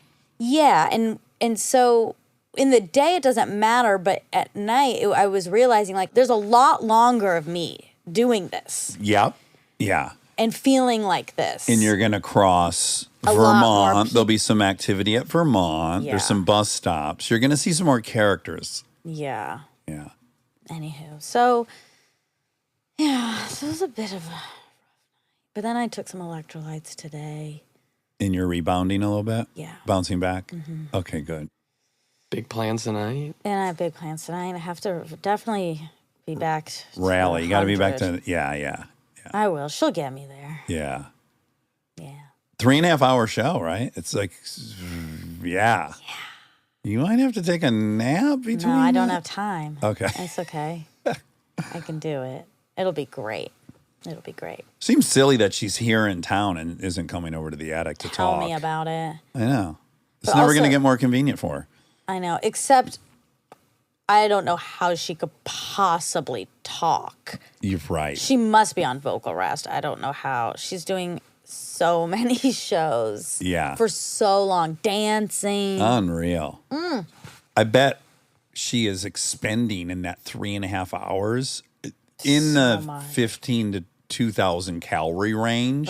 Probably just for the show, which is an added. Probably more than that. But in your real life, to go from not having this 2,000 calorie output in the evening to doing it, I bet your eating has to change to keep up with that. I bet you have to eat a lot more food. Like Michael Yeah. Phelps, those pancakes when he was swimming in those Olympics. Yeah. Dozens of pancakes. I hope she is, because He was having like 5,000 calorie breakfasts. Well, anywho. Okay, Peter Attia. Okay, so you mentioned an episode of This American Life about a clone. The clone bowl. Yeah. That came up again because I was talking to someone that cloned their dog this weekend. Oh. And I was asking, is it identical? Oh my God. And they were like, yeah. But in talking to this friend about it, Kristen was saying she wished she had cloned Lola. Like, we would very much like to have Lola again. That's funny though, because Kristen has said once to me, like she understands that appeal, but ethically she would never do that because there's so many other dogs that need raising. Yeah. And I think her love for Lola is butting right up against her values as far as having to only rescue dogs that need rescuing. I think those two things are very understandably in opposition. She had Lola for 17 years. Yeah. And would like Lola again. Interesting. Yeah. Okay, the name of the episode. Too late though. Apparently you got to do it in the first hour the dog dies. Really? Yeah. Oh, wow. Okay, so the name of the episode is called If by Chance We Meet Again. If anyone wants to listen to it. The synopsis is Ralph and Sandra Fisher, who run a show animal business in Texas, had a beloved Brahmin bull named Chance. Chance was the gentlest bull they'd ever seen, more like a pet dog than a bull. They loved him. Kids loved him. He had a long career in movies, on TV, performing at parties. When he finally died, Ralph and Cindy were devastated. Around that same time, scientists at Texas A&M University were looking for animal subjects for a cloning project.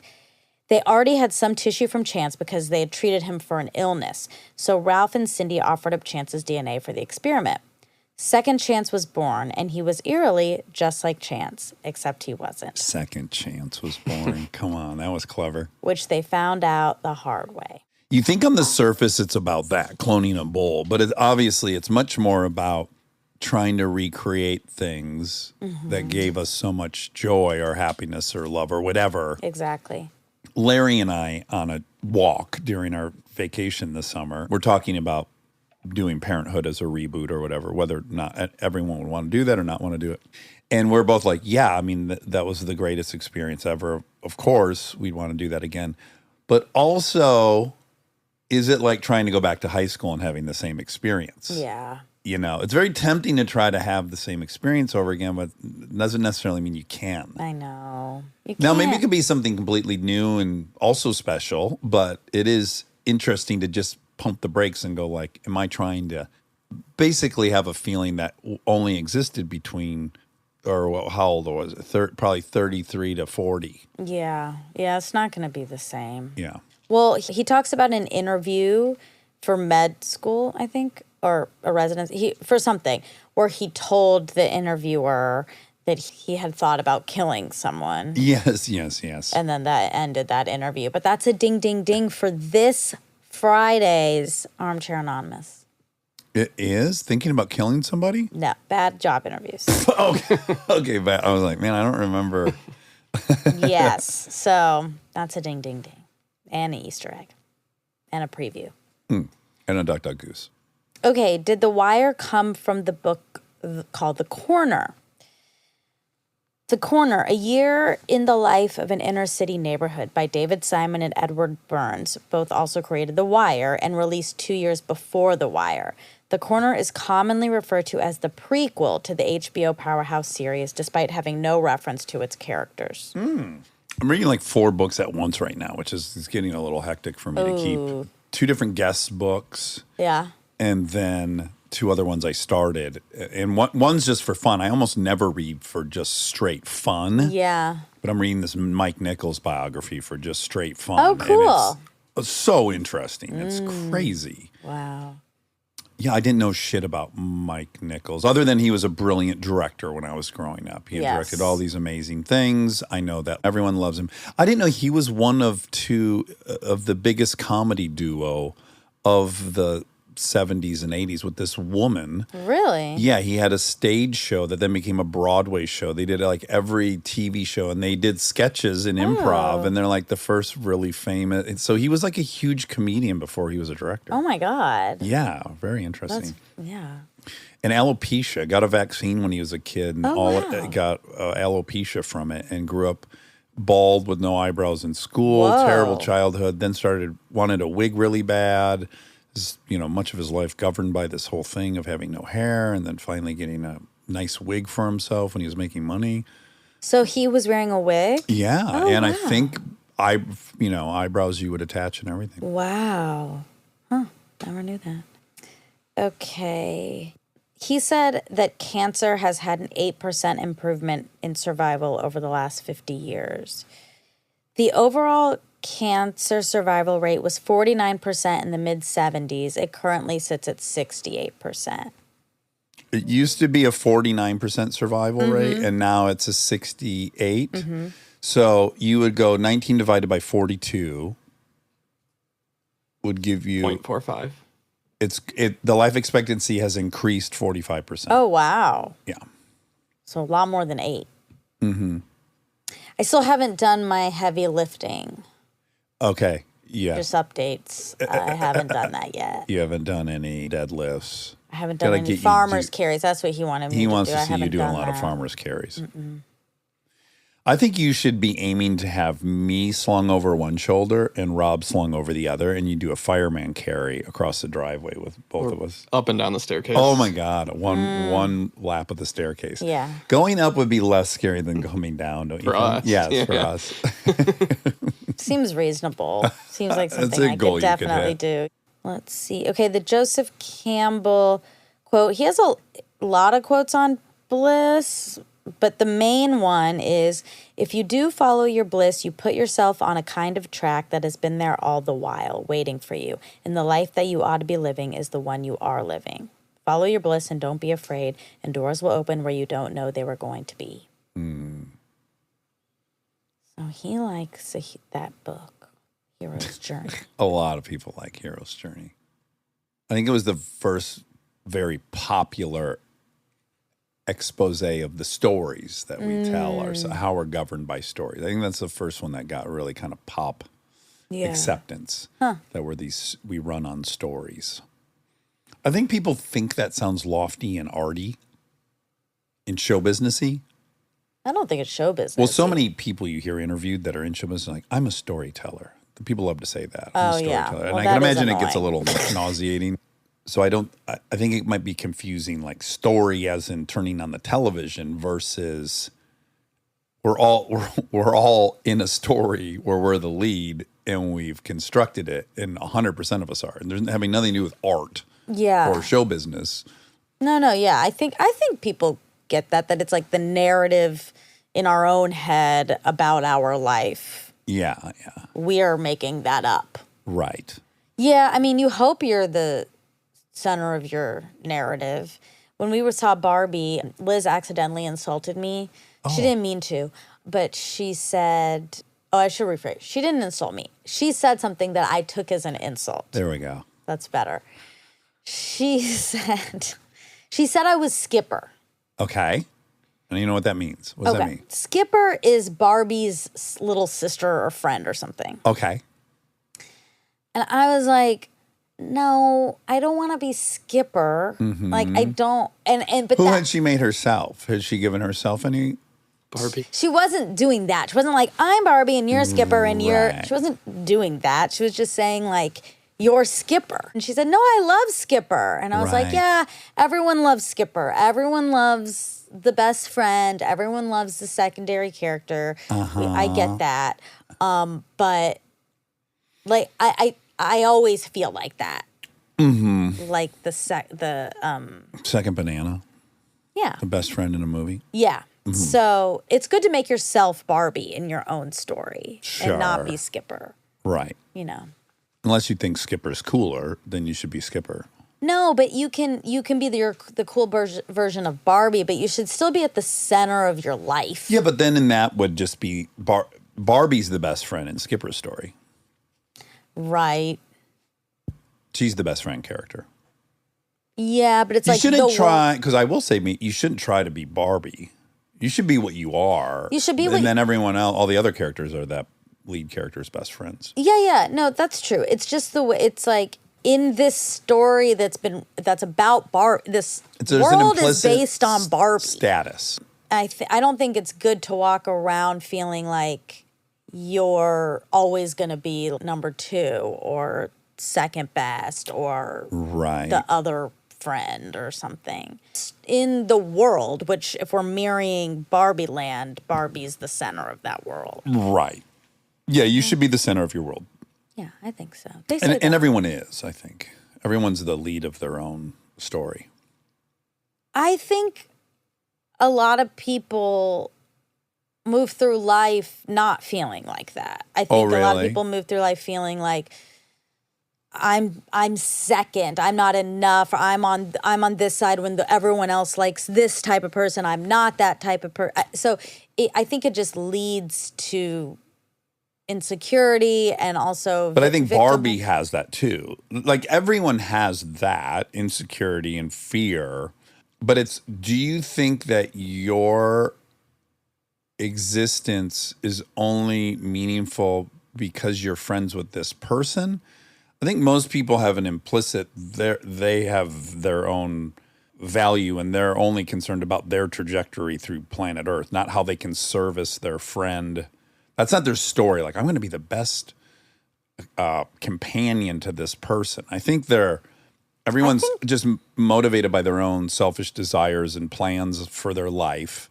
And they can feel like it's going poorly or good, but I can't imagine someone can put themselves in the secondary character role in their mind, because you are the center of the universe as you know it. All the information's coming into this central point, your brain and eyes and ears. Yeah. I don't know how someone would think they weren't the center. Well, yeah, but I think you can think in the world that I am living in, this society. I provide value when I'm in conjunction with this person, or I'm giving to this person, or I'm only good enough if I'm with this person. I think a lot of people feel like that, actually.